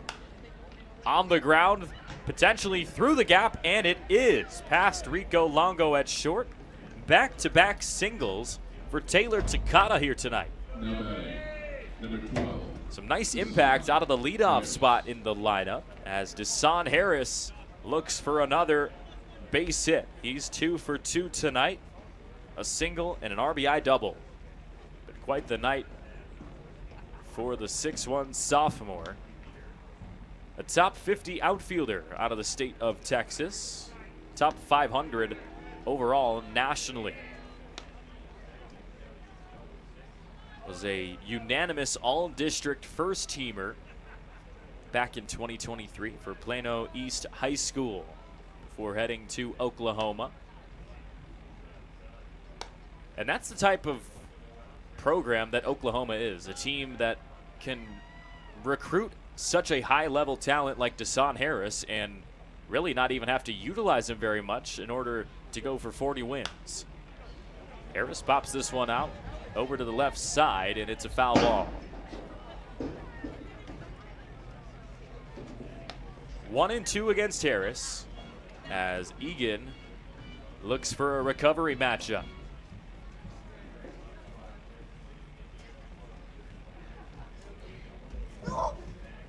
Ridgefield starting the 3rd time through the order here tonight, nearly halfway through the middle game of this 3-game series. The 1-2 comes on the inside. Pips tried to appeal down, and Riley Keller said Harris held it back. 2 balls and 2 strikes.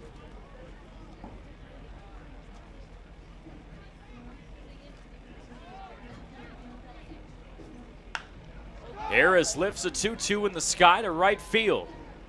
It's Aiden Morrison who comes in to squeeze it for the first out. Nice job by Morrison out there in right field. Made appearances in center and in left at times this year, but he's got the ability all over the outfield. It's been nice to see him return to the starting lineup over these last few games. He early on in the season, before some of the routine starters for the Pips came through, like Owen Egan or Dom Longo, Tucson Bythewood, some of those guys, Morrison was really the routine starting center fielder. Bouncer up the middle. Longo steps on second, and it's a double play. How about that from Rico Longo? As the Pips turn 2 and keep Ridgefield scoreless for the 2nd frame in a row. Halfway done in game 2, Yakima Valley up by 4.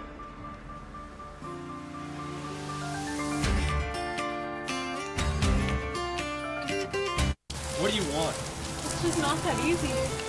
What do you want? Seafood? Mediterranean? What do you want?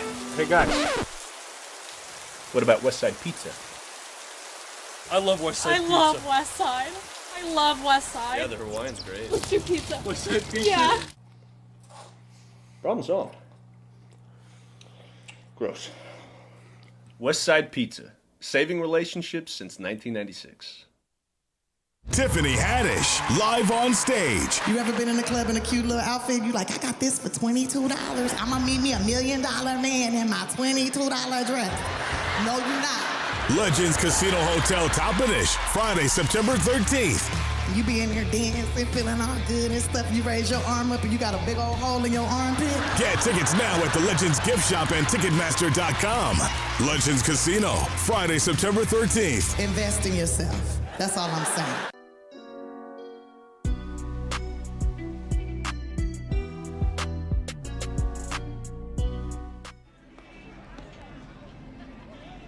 Pippins brought 2 across last inning as they hold this 6-2 advantage. And they will lead the offense off with Mauricio Guardado as they will take on Hiroyuki Yamada, junior righty from Lewis Clark. Previously played with Mount Hood Community College. He was a 2-time All-NWAC player with Mount Hood as he made the move up to Lewis and Clark. Spent the 2022 season with the Kelowna Falcons of the West Coast League, but moved out of the West Coast League last summer, played with the Harbor Hawks in the Cape Cod League, 7 games for them, 10 innings, and he's back in the WCL for 2024. And now batting, number 45, Mauricio Guardado. And for Yamada, he made his pitching debut here in 2024 against the Pippins. Went 4 innings back on June 12th. Gave up 1 earned run, 3 unearned. So what can he do against Mauricio Guardado? First matchup at the Orchard as he slaps this one out of play. Yamada last pitched just under a week ago against Cowlitz on the road on July 26th. Went 2 innings in that one, gave up 3 hits. Guardado sends a bouncer to short. It's Nunez who guns him down.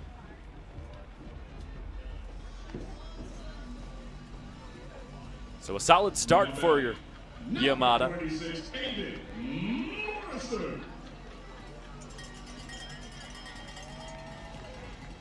And Aiden Morrison comes up.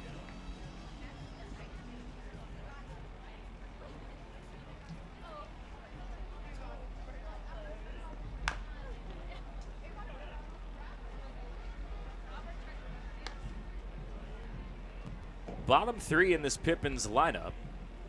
Yet to find a hit tonight. Rico Longo, Mauricio Guardado, and this man, Aiden Morrison.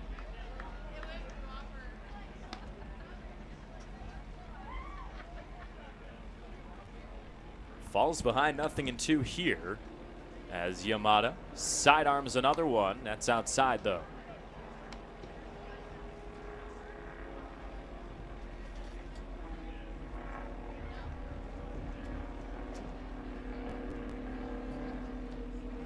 The 1-2. Morrison ropes one to left, and it gets down for a base hit. It's just a 1 base for Aiden Morrison as he will hold at first. But that's now 3 straight games for Morrison where he has found a base knock. What a stretch at the end of the season for him. And if that doesn't sound impressive to you, you gotta understand the context for Morrison. It's been such a frustrating season for him. A guy who was one of the leaders on the Whitworth Pirates this past spring. A team captain, Spencer Shipman, raved about his importance to Whitworth with us earlier on a couple of weeks ago as Bythewood sends one out of play. And this summer he entered this series with just 3 hits in just under 30 at-bats.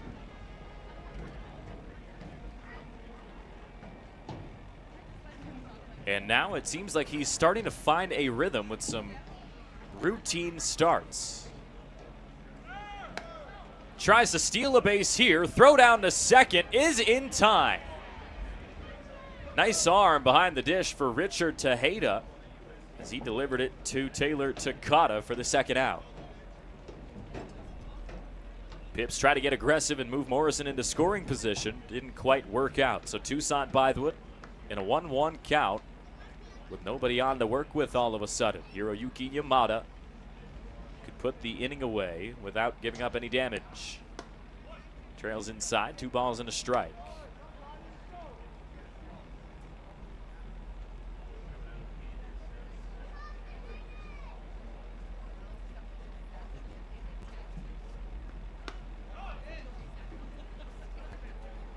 Three and 1 now.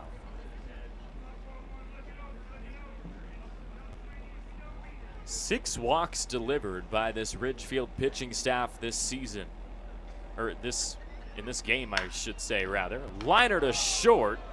And Nunez is right there for it. A 3-up, 3-down frame in the 5th after Morrison gets gunned down heading to second. As it's time for the 6th inning, 6-2.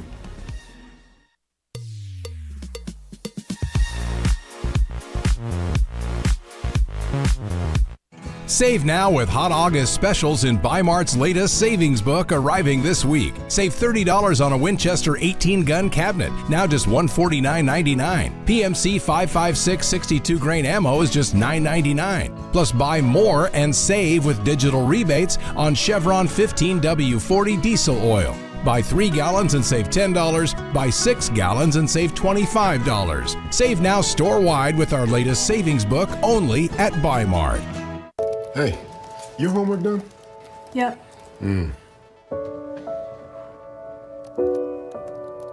Hey, is your homework done? This kinda is homework.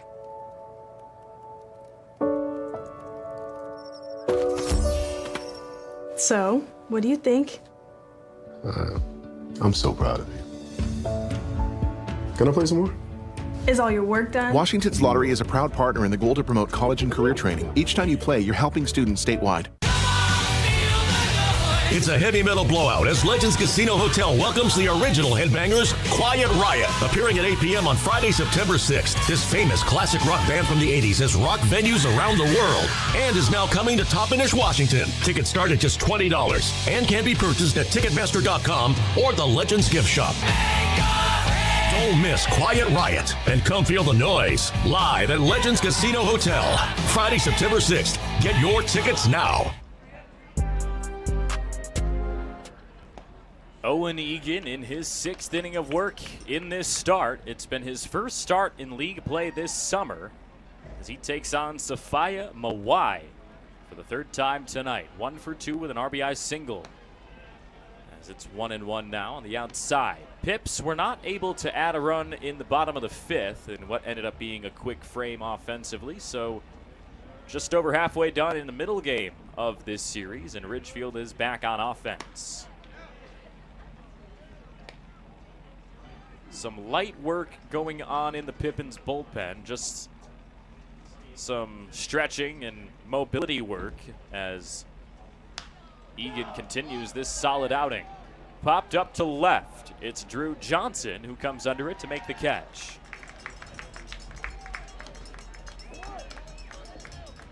Now batting, number 41, Richard Tejada.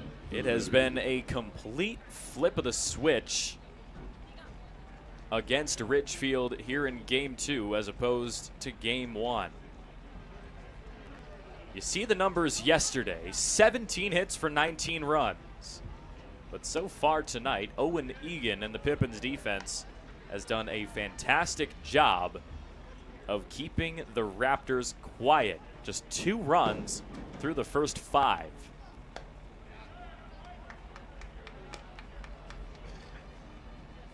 And you really got to commend the effort tonight for Yakima Valley. They're fighting through injuries.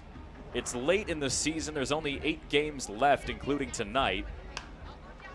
They've already been eliminated from the postseason, and they're still out here competing with one of the top teams in the South. 1 ball and 2 strikes for Richard Tejada, as that's a look at the dugout of a bunch of guys who are not going to quit.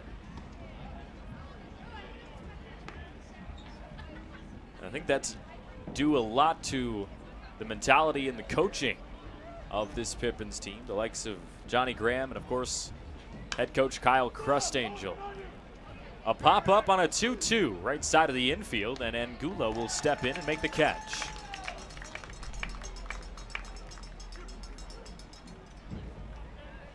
I've been around for multiple pep talks and really just conversations for Coach Crustangel to the team, and he continues to provide that positive mindset even when things were starting to go rough for this Pippins team in mid-July.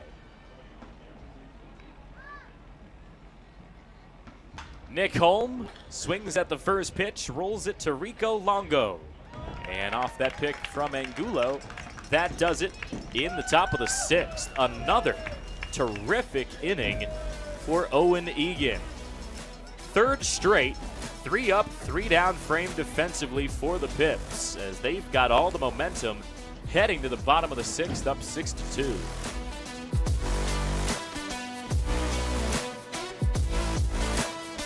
Are you struggling to figure out the best career path or ready for a change? As a 2-time School of Excellence award winner, Perry Technical Institute offers 14 programs ranging from 5 weeks to 2 years, with 2 AAS degree programs and night course options available. Schedule your tour today and explore all that Perry Tech has to offer. Let the financial aid, careers services, and enrollment teams help put you on the path to your dream career. Find your future now at perrytech.edu or by calling 509-453-0374.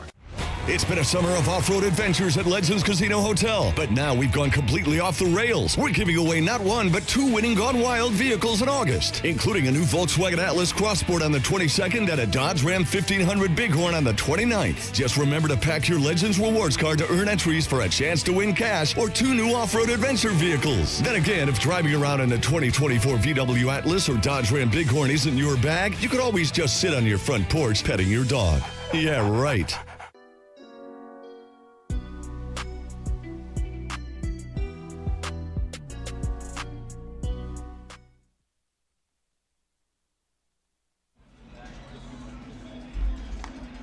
Hiroyuki Yamada still out there on the mound for the Raptors as he comes out for his second inning of work.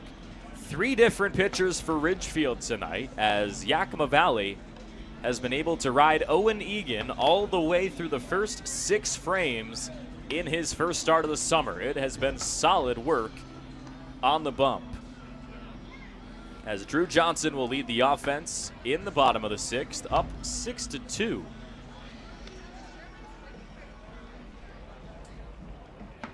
And for Johnson, if you missed his last at-bat, you got to go back and watch it on demand.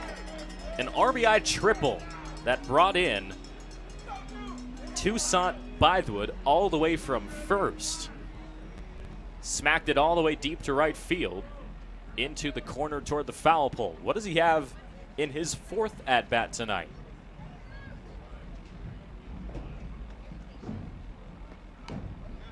Trying to lay a bunt down and goes out of play.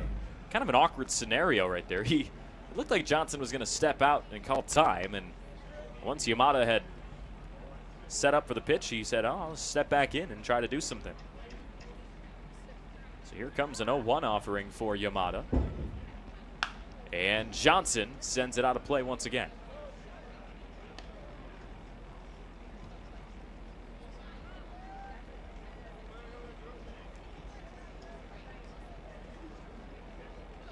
Nothing in 2.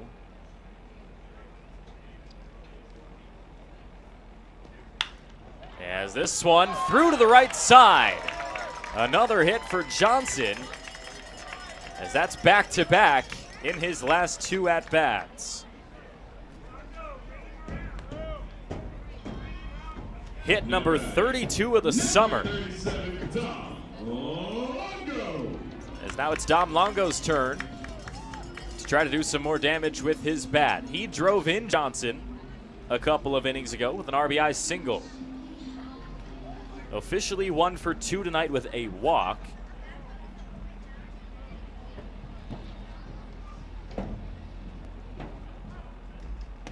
As Yamada's first offering comes over the plate for a strike.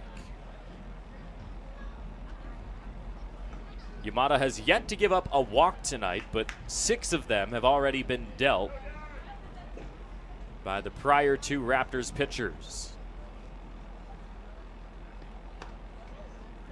Owen comes in on the inside as the count gets evened up.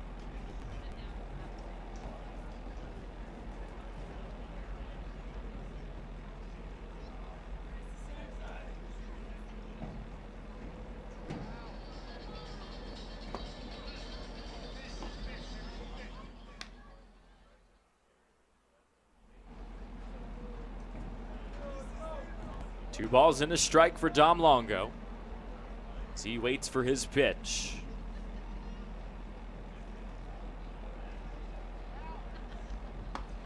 Thought he had it there. Didn't make contact though. 2-2. With Johnson still waiting at first.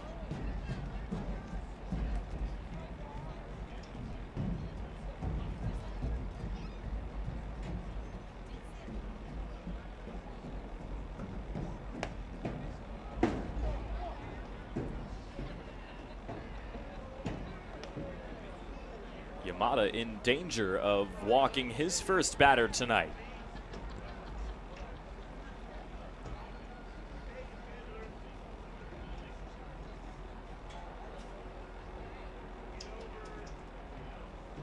Here's the payoff.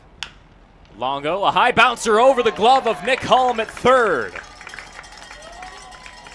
Second hit of the ball game for Dom Longo.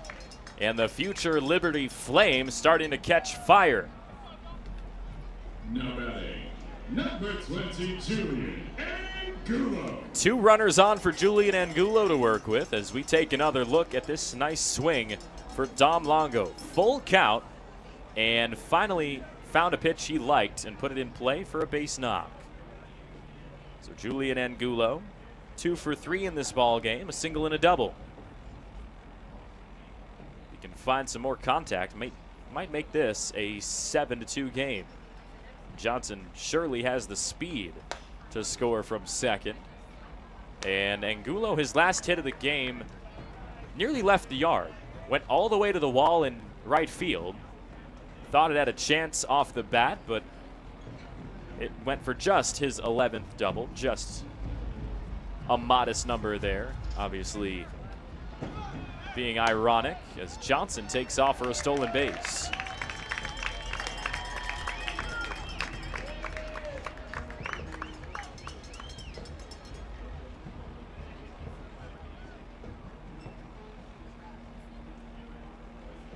One ball and a strike. As now Tejeda is going to give a signal. Situation might be changed for Yakima Valley with runners at the corners. Great athletes as well out there on the base path. 2 former football players in their past, Dom Longo and Drew Johnson.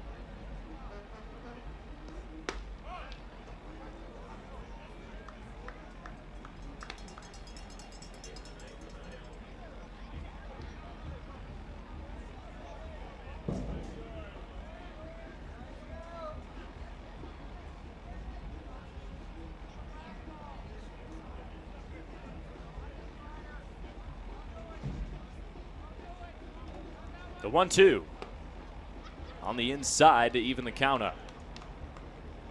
9 hits tonight for Yakima Valley, just 5 for Ridgefield.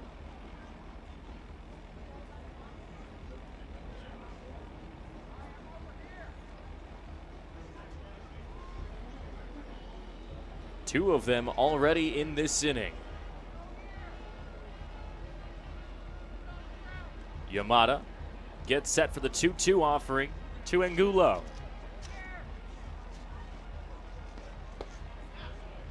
Just missed the zone that time. Seemed like it was close, but it's another full count. Just under 2 hours into this ball game as Yakima Valley looks to hold on and break up this losing streak. Here's the 3-2. Swing and a miss on the outside. Angulo not quite able to find some contact to at least stay alive that time, and that's his second strikeout of the ball game. 22, Preston Allen. Number 7 overall for Ridgefield tonight as Preston Allen comes up. And he is surely looking for some contact. A walk, the only time he's been on base tonight with 2 swinging strikeouts. Been a frustrating series so far for Allen. Longo takes off, pump fake to second, and he's got a stolen base. So for Allen, his first hit of the series could be an important one. 2 in scoring position, and Allen surely has the power to drive both of them in to make it maybe an 8-2 game in the 6th.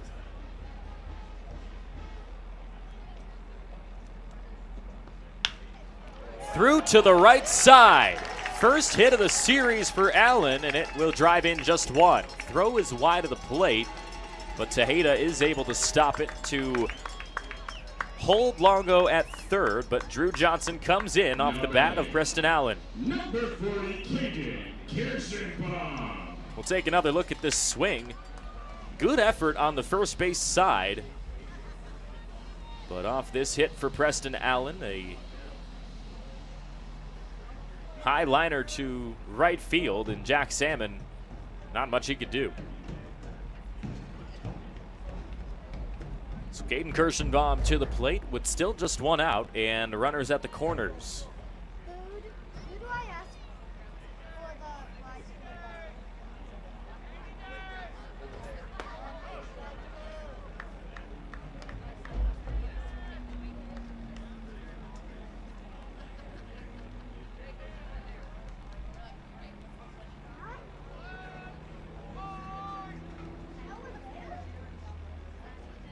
Yamada's 0-1. Lifted in the sky, left field. Camacho comes to make the catch, and there will not be a throw home. Longo comes in standing up, and it's 8-2 Yakima Valley. A dominant showing in Game 2 tonight. Now batting, number 6, Rico Longo. So Dom Longo scores, and Rico Longo comes to the plate. Rico still without a hit tonight in his debut. Struck out swinging to end the fourth frame his last time up. Still can't find contact on that swing, nothing in one.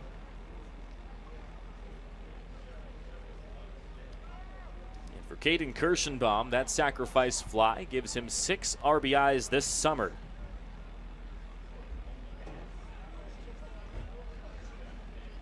For Yakima Valley, they're just 1 run away from tripling their scoring output yesterday.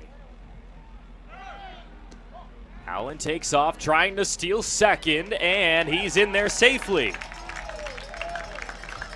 A nice jump that time for Allen, and it worked out for him as Richard Tejeda just late on the throw to second. We'll take a look at this effort for Allen.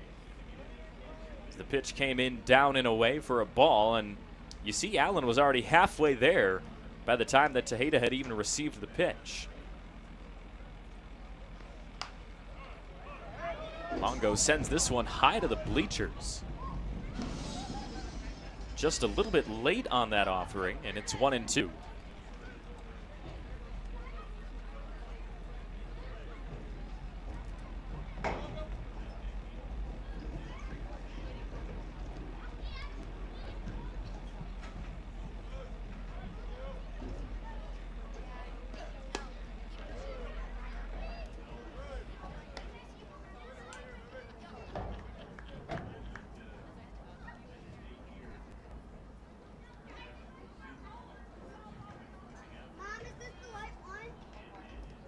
Two balls and 2 strikes. Rico Longo trying to stay alive. Pitch down and away, and it's a full count now.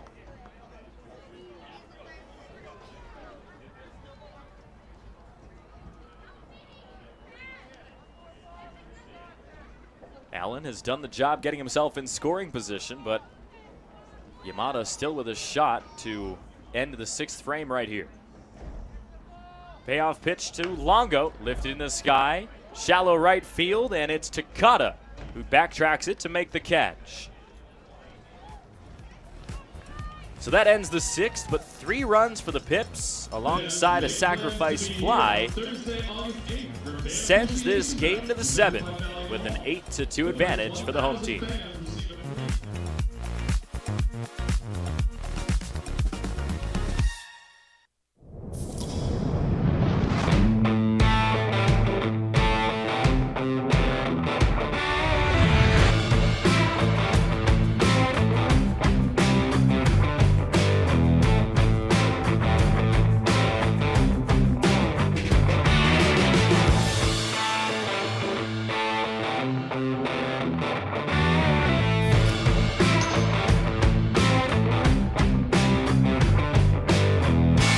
Cascade Natural Gas, we help smart businesses cover their bases. Old, new, and in between. No matter the age of your building, they all benefit from energy-efficient choices. Cascade Natural Gas offers a long list of incentives for energy-efficient upgrades. Upgrades that save your business money every day. Become one of the many Cascade business owners benefiting from the quality, comfort, and savings of energy-efficient upgrades. Join Team Energy Efficiency and take advantage of rebates from Cascade Natural Gas. Who knew it was so difficult to find the right bank? I know. It's so confusing. Checking out your banking options? Oh, sounds overwhelming. It's a cloud of uncertainty. With Banner Bank, it's easy to manage your finances, and help is here when you need it. Be gone, Cloud! Oh, wait. Ah! Built for action, built for banking. Banner Bank.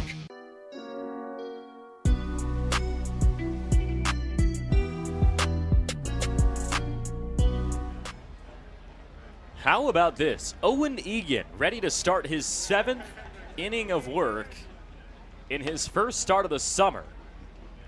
Just 8 games left this season, including tonight. And it's Owen Egan doing the job up there on the mound for Yakima Valley. 2 runs in 7 innings, as this one is lifted deep to right and out of play. It's Jack Salmon at the plate, 0 for 2 so far tonight. A line out and a ground out for Salmon in his first outing of this series on the road.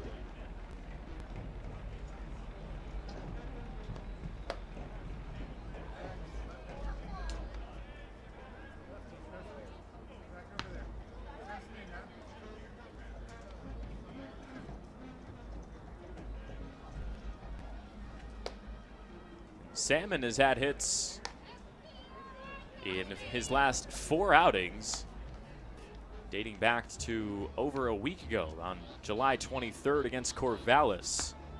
And that's ball 4, so it won't come this time.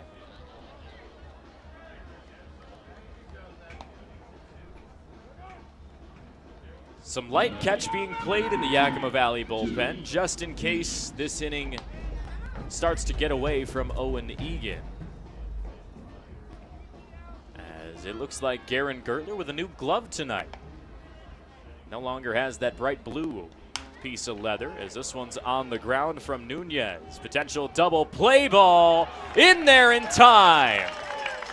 Longo to Angulo, and that's 2 down in the 7th. Now batting, number 4, Ryan. The cousin connection turning 2 for Yakima Valley. As we see this ground ball from Nunez, it was Dom, then it was Rico of the Longos, and the throw to Angulo for 2 outs. So Ryan Camacho making his 3rd plate appearance tonight, 3rd of the season as well. Made his debut earlier this past weekend for the Raptors. Another one of these late season additions, which are clearly important in the West Coast League. I mean, Rico Longo making his Pippins debut tonight, and he's been a factor in multiple aspects of the game. 2-1 from Egan comes on the inside, as you got to wonder, when does fatigue start to impact Egan? He's nearly at 100 pitches tonight.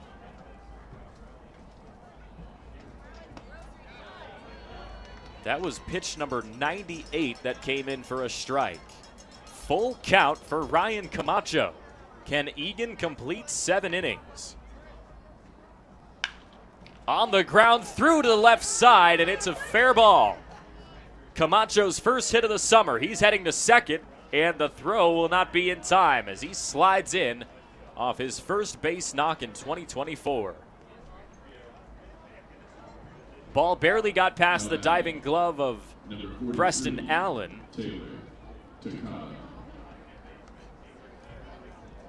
As pitch number 100 coming in here from Owen Egan, as he'll take on the top of the order and try to finish up this 7th frame as quickly as possible.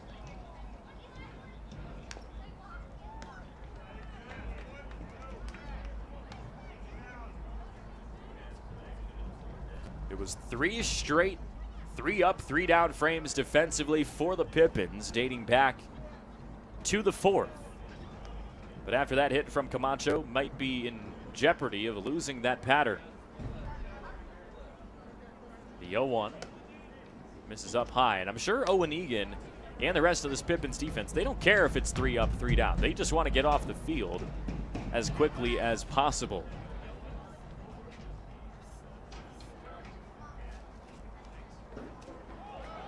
Ball bounces away. Guardado trying to find it.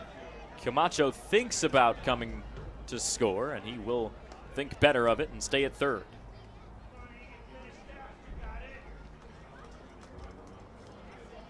Egan over 100 pitches now in his first start of the summer, and he's a guy that's proven to go long at times this year. He delivered 6 innings out of the bullpen against Corvallis a couple of weeks ago.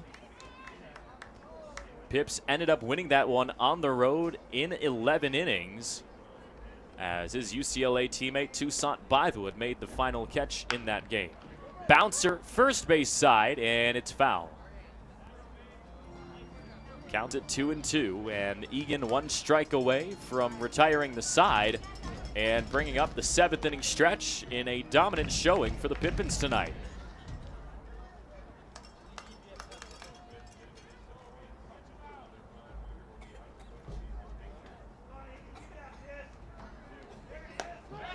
Pitch number 104 comes in for a swinging strike 3. What an outing from Owen Egan. His first start of the summer, and he goes long in this one. And if that's the last pitch we see for Owen Egan tonight, it was a special performance when the Pippins needed it. 8-2 heading to the stretch. What do you want? It's just not that easy. What do you want? Seafood? Mediterranean? What do you want? Hey guys, what about Westside Pizza? I love Westside Pizza. I love Westside. I love Westside. Yeah, the Hawaiian's great. What's your pizza? Westside Pizza? Yeah. Problem solved. Gross. Westside Pizza, saving relationships since 1996. Tiffany Haddish, live on stage. You ever been in the club in a cute little outfit? You like, I got this for $22. I'ma meet me $1 million man in my $22 dress. No, you're not. Legends Casino Hotel Toppenish, Friday, September 13th. You be in here dancing, feeling all good and stuff. You raise your arm up and you got a big old hole in your armpit. Get tickets now at the Legends Gift Shop and Ticketmaster.com. Legends Casino, Friday, September 13th. Invest in yourself. That's all I'm saying.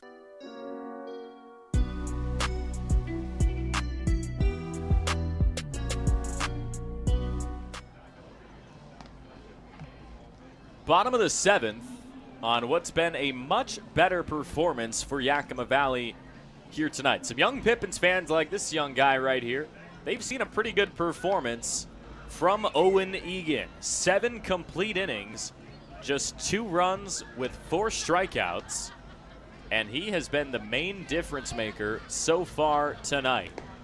The offense for Yakima Valley been good once again. It was good yesterday. Did not produce a lot of runs, but the hit total was there.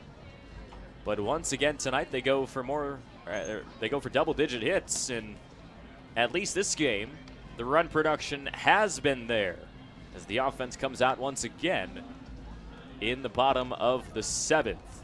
Mauricio Guardado will lead things off, followed by Aiden Morrison. Now batting, number 45, Mauricio Guardado. And after Aiden Morrison singled his last time up, Rico Longo and Mauricio Guardado, the only Pippins starters without a hit tonight. 7 of the 9 have been able to find a base knock. That's representative of this dominant showing for the Pips here in Game 2. And Yamada wants to maybe get a new baseball, as he will come and have a chat actually with Richard Tejeda.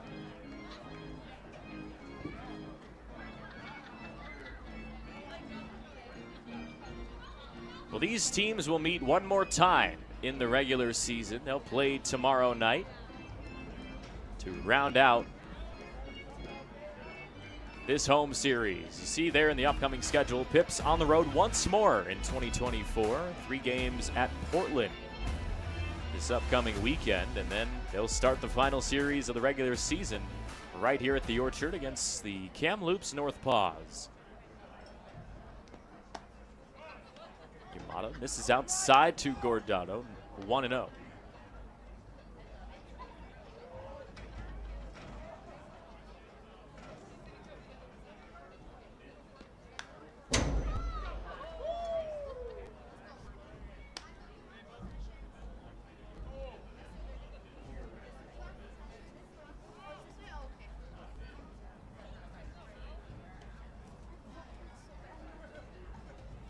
Yamada's 1-1. Lifted into the evening sky. Left center field, and it's Desan Harris who tracks it down.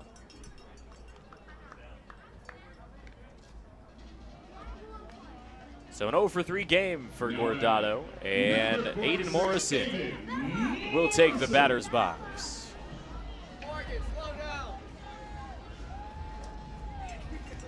And this series has been eerily similar to the earlier season series. Ridgefield dominated in game 1. The Pips have responded in quite a way for the middle game of the series.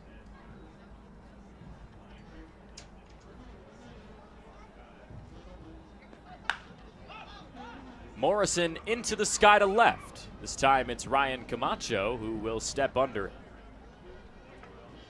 2 down on the pop-out. As in Game 2 back on June 12th against this Ridgefield team, Yakima Valley took that game 10-4. It wasn't until Game 3 that these teams met in a competitive matchup. It was a 3-0 win for Yakima Valley on June 13th. And so far this series, that same pattern has held true. 1-0 now to Bythewood as the top of the order comes up for the 5th time tonight.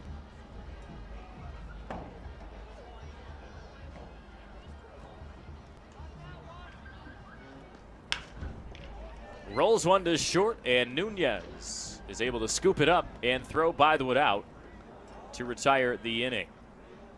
3 up, 3 down for the Pippins as it's time for the 8th, 8-2.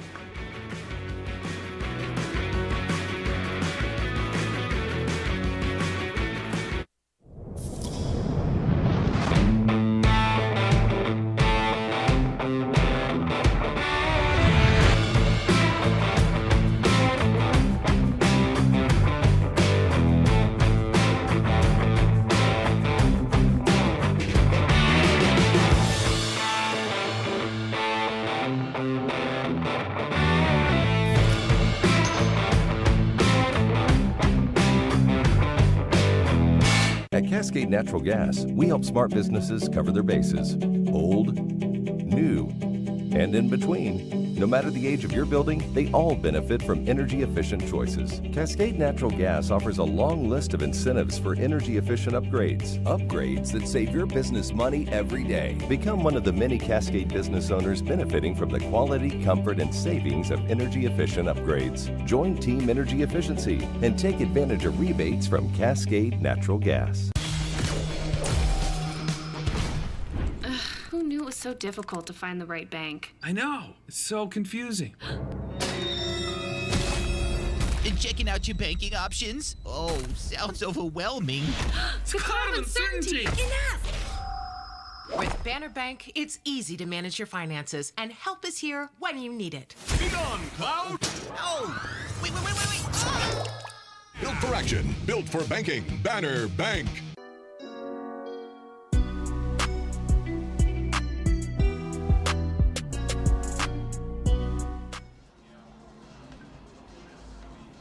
Couple innings left in this ball game as Yakima Valley goes to the G-Wagon out of the bullpen. Garen Gertler will replace Owen Egan after what has been a terrific outing, maybe the best of his season.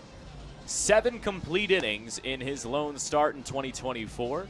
Gives up 6 hits, just 2 runs with 4 strikeouts.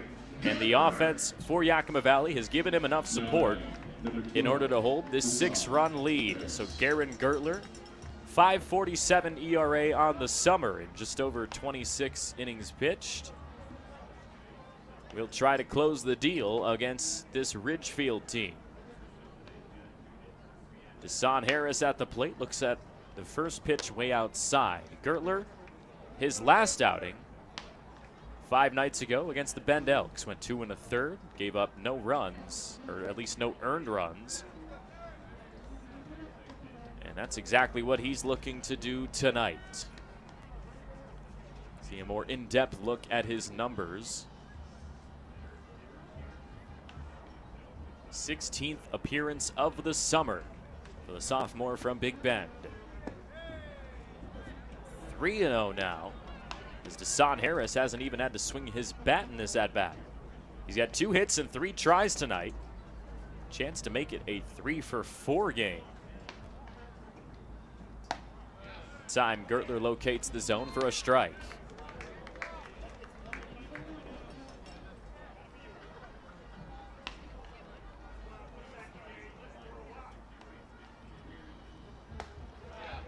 Another called strike against Harris. Full count now. It's back-to-back games in this series where Harris goes for 2 hits.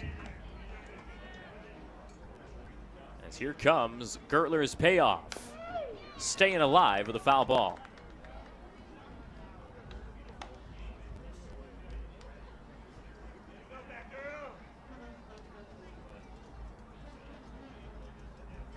As this is now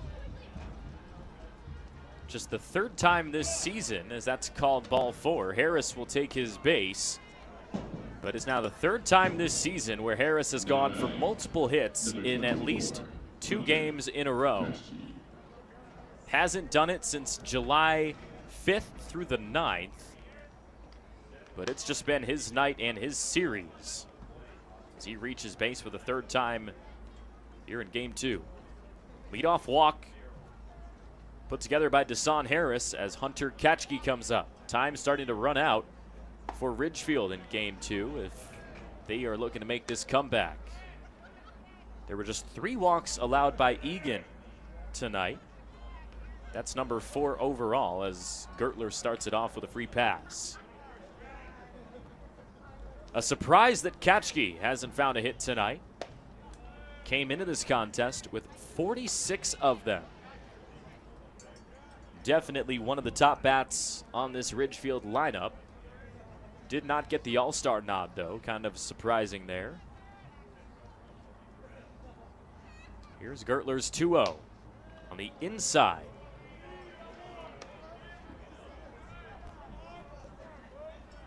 Gertler's had outings where walks become an issue.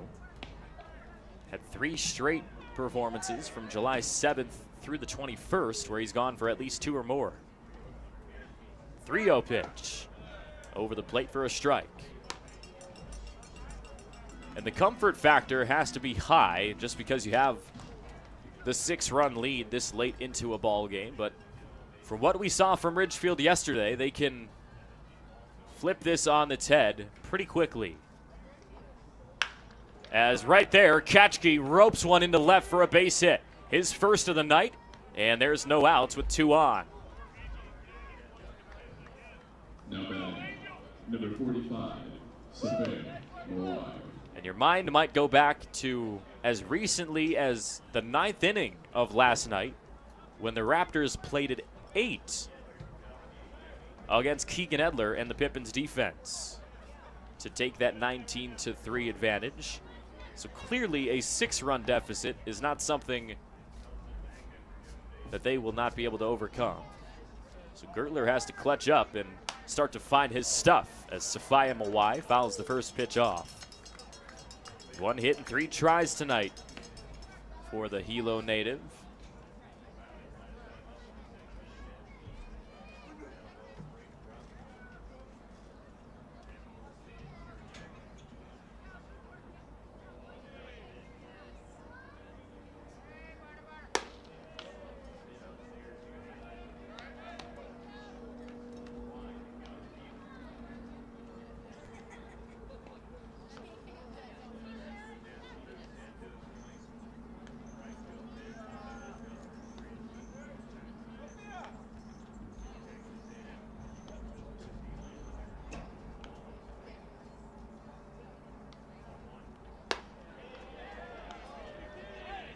not quite that time.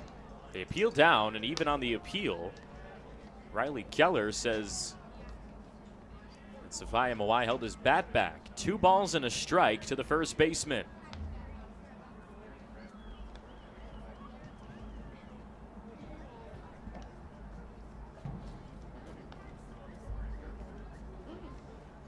Gertler misses way outside. And Yakima Valley starting to put themselves in danger right now. 2 base runners on. A 3-1 count for a very powerful bat in Sophia Mawai.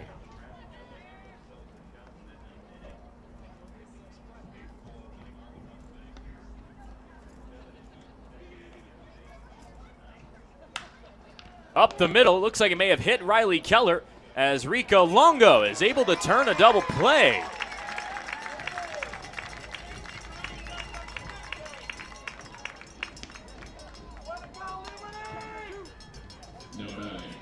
Desan Harris all the way to third. But we'll take another look. I thought that Riley Keller took that baseball off the foot, but I guess he maybe barely got out of the way. And look at Rico Longo making quite a few plays at that shortstop position tonight. Hasn't been an awkward fit at all. First game playing with all these guys, and I'm sure there was some comfort coming into play with his cousin Dom over to his left at second base, but the same could not have been said before this game for the rest of the Pippins defense as Tejeda flies this one into foul territory. 1 ball and a strike.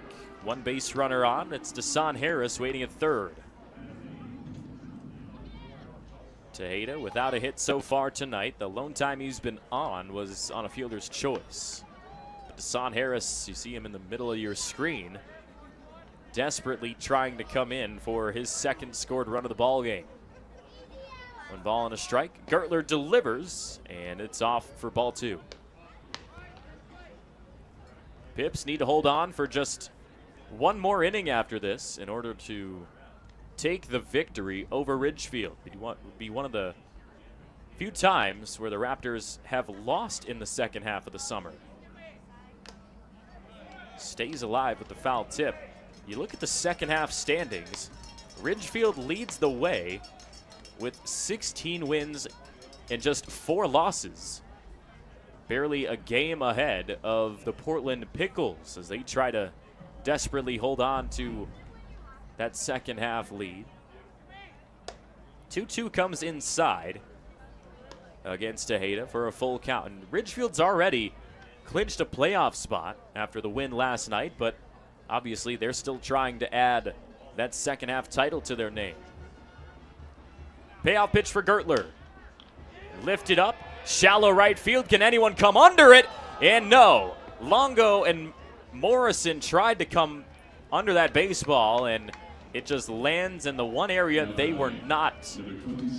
So it's 8-3 on that RBI single for Richard Tejeda. Perfectly placed in between the second baseman and right fielder. There's another look at it. It's Longo at second that tried to come under it, and then the diving effort from Morrison unsuccessful as well. So Tejeda waits at first as Gertler gives up 1 in the 8th. Can Nick Holm keep it alive with 2 outs?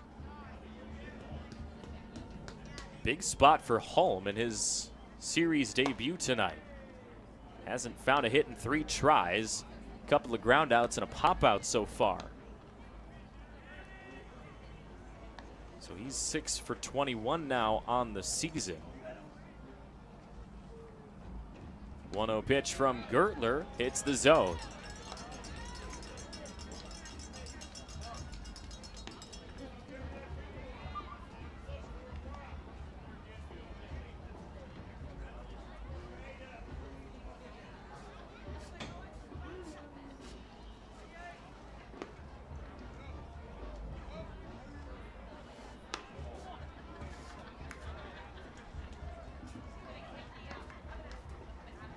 Two balls and a strike for Holm.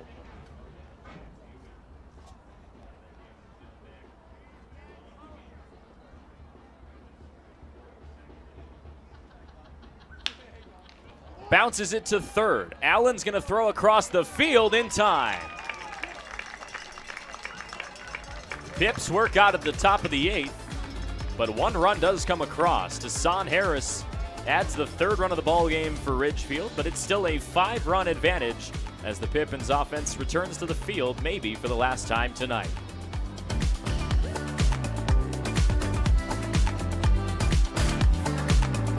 What do you want? It's just not that easy. What do you want? Seafood? Mediterranean? What do you want? Hey guys, what about West Side Pizza? I love West Side I Pizza. love West Side. I love West Side. Yeah, the Hawaiian's great. Let's do pizza. West Side Pizza? Yeah. Problem solved. Gross. West Side Pizza, saving relationships since 1996. Tiffany Haddish, live on stage. You ever been in the club in a cute little outfit? You like, I got this for $22. I'ma meet me $1 million man in my $22 dress. No, you're not. Legends Casino Hotel Toppenish, Friday, September 13th. You be in here dancing, feeling all good and stuff. You raise your arm up and you got a big old hole in your armpit. Get tickets now at the Legends Gift Shop and Ticketmaster.com. Legends Casino, Friday, September 13th. Invest in yourself. That's all I'm saying.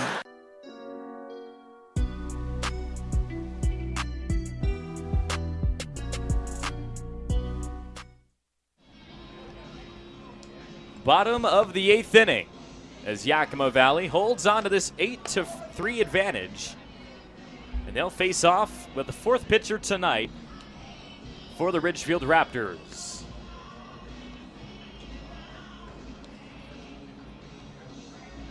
As Tito Santos, sophomore righty from San Marcos, Texas, will try to keep Yakima Valley stuck at 8 runs here in the 8th to give his Ridgefield Raptors the best chance possible to at least extend this ball game in the top of the 9th. Yakima Valley, if you missed it last night, took a 19-3 defeat to this team. Game got out of hand early, and Ridgefield never let up. But here in Game 2, it's been a complete turnaround. Got to give kudos to the fight from this Pippins team. They've been eliminated from postseason eligibility with that loss last night, but have not let that fact really deter them at all. Number 14, Tito Santos. As Santos, with a 4.79 ERA this summer, will take on Drew Johnson. Santos in his 11th outing of the summer. Didn't play this past season at Texas A&M Corpus Christi. And Drew Johnson, 2 hits in his last 2 at-bats, a triple and a single, coming in the 4th and the 6th frames, respectively. So here in the 8th, if this is Drewby's last at-bat, we'll see if he can find some more production.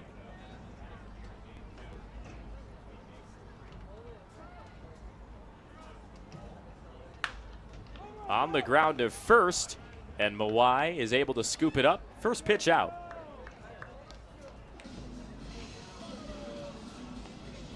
Now batting, number 37, Dom Longo. So Dom Longo also looking for his 3rd straight hit in as many plate appearances. Started tonight with a hit into a double play and a walk drawn, but since the 2nd inning, he's completely turned it around. Couple of base knocks and driven a run in as well. First one from Santos comes in up high for ball 1. Pippins trying to find a way to save the great start of Owen Egan tonight. Went 7 innings and gave up just 2 runs on over 100 pitches. He's going to need some ice on that arm after this a long outing. About 2.5 hours through this contest as Longo falls behind 1-2. Santos pitched against Yakima Valley in the final game of the series in Ridgefield earlier this year. Went 4 innings. Gave up 3 runs on 7 hits. Pips did well against him as Longo swings and misses for strike 3. So surprisingly, even with all these strikeouts, that's number 8 tonight for Ridgefield. Yakima Valley has still found a way to be impactful at the plate. A lot of it has had to do with all the free passes, though. Even with 8 strikeouts tonight, Ridgefield has allowed 6 walks and a few hit by pitches as well. And the Pips, they've taken advantage of those free base runners. So 2 down for Julian Angulo. Couple of strikeouts, couple of hits tonight.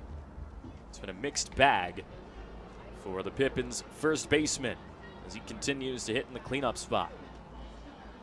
45 hits this summer now, as he's just 1 shy of the man due up next, Preston Allen, who just found hit number 46 his last time up.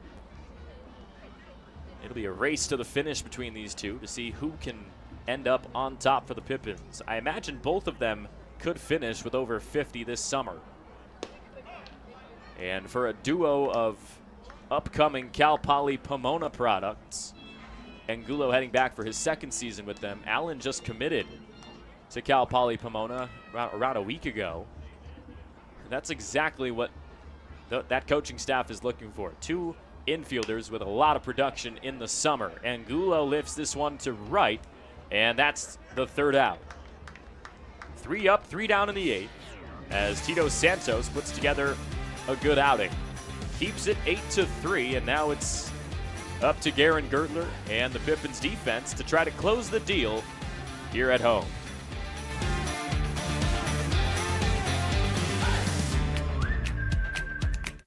Save now with Hot August specials in Bi-Mart's latest savings book arriving this week. Save $30 on a Winchester 18-gun cabinet, now just $149.99. PMC 5.56 62-grain ammo is just $9.99. Plus buy more and save with digital rebates on Chevron 15W40 diesel oil.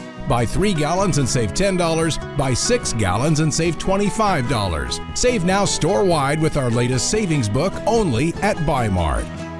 Hey, your homework done? Yep. Hey, is your homework done? This kinda is homework.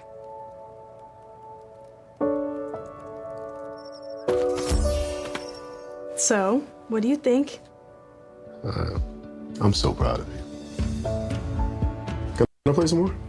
Is all your work done? Washington's Lottery is a proud partner in the goal to promote college and career training. Each time you play, you're helping students statewide. It's a heavy metal blowout as Legends Casino Hotel welcomes the original headbangers, Quiet Riot, appearing at 8 p.m. on Friday, September 6th. This famous classic rock band from the 80s has rocked venues around the world and is now coming to Toppenish, Washington. Tickets start at just $20 and can be purchased at Ticketmaster.com or the Legends Gift Shop. Don't miss Quiet Riot and come feel the noise live at Legends Casino Hotel. Friday, September 6th. Get your tickets now.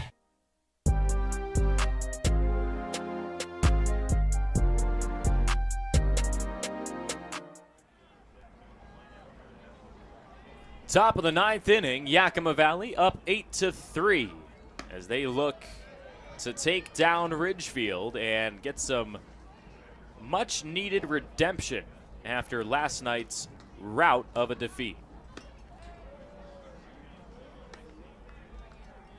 Pips entered this contest on a 5-game losing streak, but have played really well here tonight thanks to a great outing on the mound for tonight's starter Owen Egan and plenty of production offensively from the likes of Drew Johnson, Dom Longo, Julian Angulo,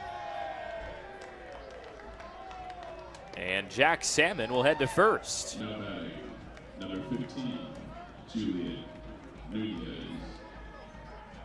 That's quite the start to the 9th for Ridgefield as they need to make up 5 runs. 4-pitch walk delivered by Garen Gertler as he starts out of the zone once again. Came in an inning ago walked one, gave up a couple of hits, but finally put the inning away after just one run had come across. And now that's 5 straight out of the zone.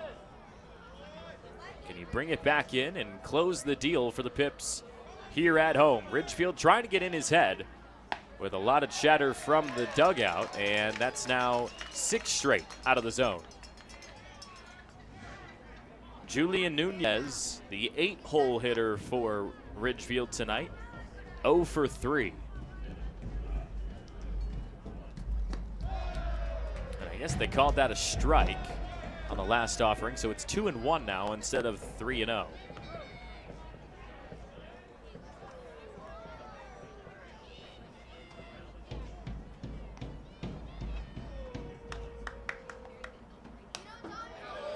Evens it up with a foul ball. Momentum swinging back to Gertler's side up there on the bump. So we'll see how much of the top of the order is able to come to the plate for the Raptors in the 9th. High and inside for a full count.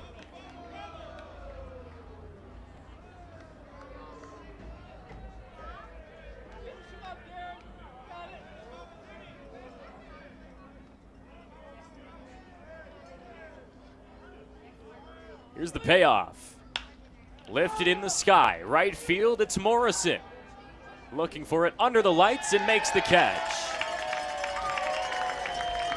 And now the Pippins fans at the Orchard responding to the chatter from the Ridgefield dugout.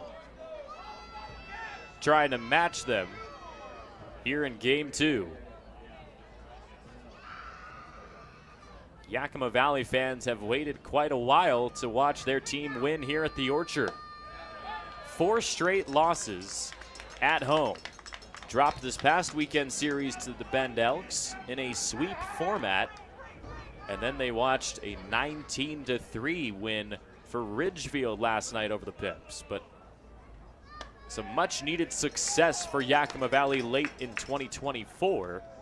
Coming here tonight. 1 down for Ryan Camacho, making his 4th plate appearance of the summer. Smacked a double his last time he was up. And that hits him on the shoulder.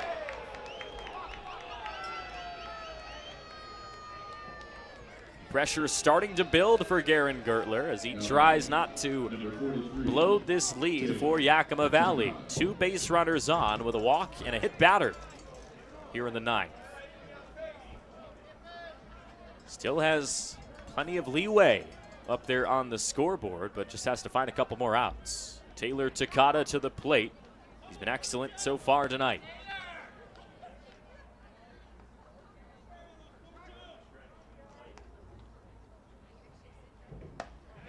And that's the G-Wagon the Pippins are used to. Pumping it in the zone for a strike.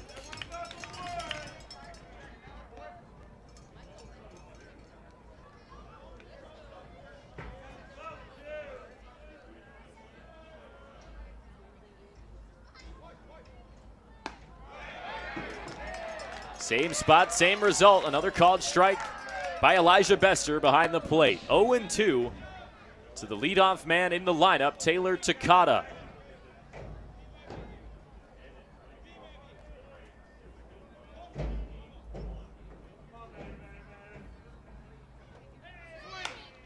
Sends it through the left side. Diving effort for Allen. He can't come up with it. It will only be 1 base for everybody, as Salmon holds at 3rd on another hit tonight for Takata. That's his 3rd. All of them are singles, and all of a sudden, the bases are loaded for Desan Harris. And Garen Gertler in trouble here. Just a 5-run ball game.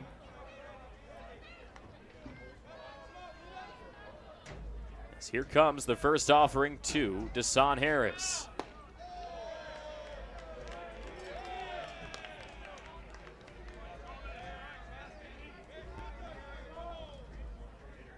Some work going on in the bullpen. That's Logan Eggy just making sure he keeps his arm loose just in case. Eggy went 1 inning last night. Got replaced by Keegan Edler for the 9th. 2 straight out of the zone against Harris.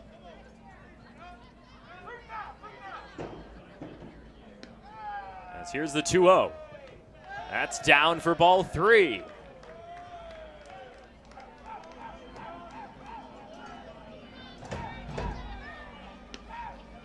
Is there a miracle comeback in order for this Raptors team?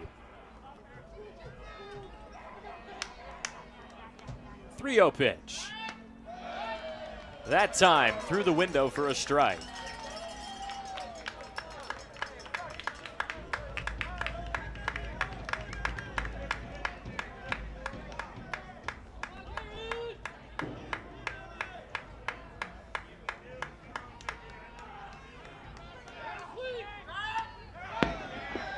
One comes inside, and it's now 8-4. And just like that, the tying run comes to the plate. Now batting, number 24, Hunter Katchke.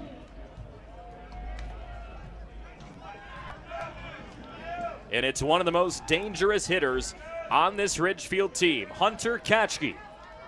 6 home runs this summer to lead the way for the Raptors. And Coach Frito is going to come have a chat with Garen Gertler. And you got to feel for the G-Wagon tonight. It has just not been his night up there on the mound. But if he can find 2 more outs, the Pips can break this 5-game losing streak.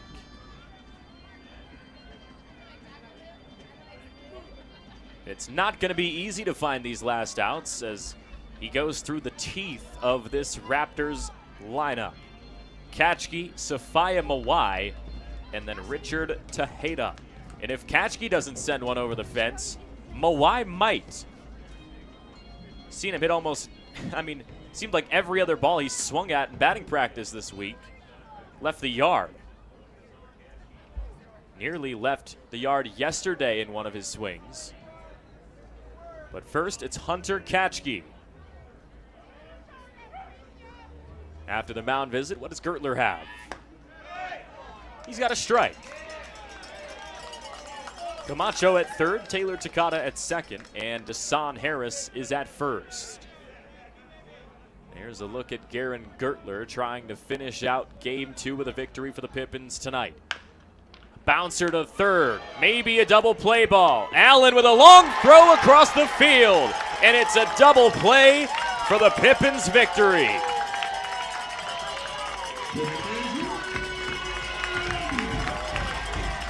What a win for Yakima Valley as Ridgefield loses just their 5th game since early July. Here's another look right down the middle, and Katchke just grounded one over to third, and there's Preston Allen doing the rest.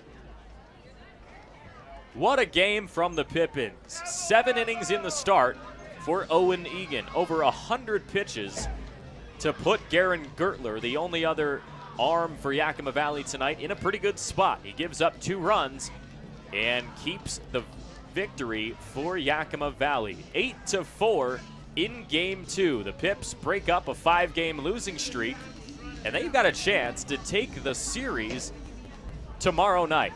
It should be a fun matchup as Yakima Valley looks for now their 19th win of the summer on a Thursday before they head on the road to the Portland Pickles. But once again, your final score, 8-4. As this is Jake Schrantz signing off from the Orchard, saying thanks for joining us in Yakima.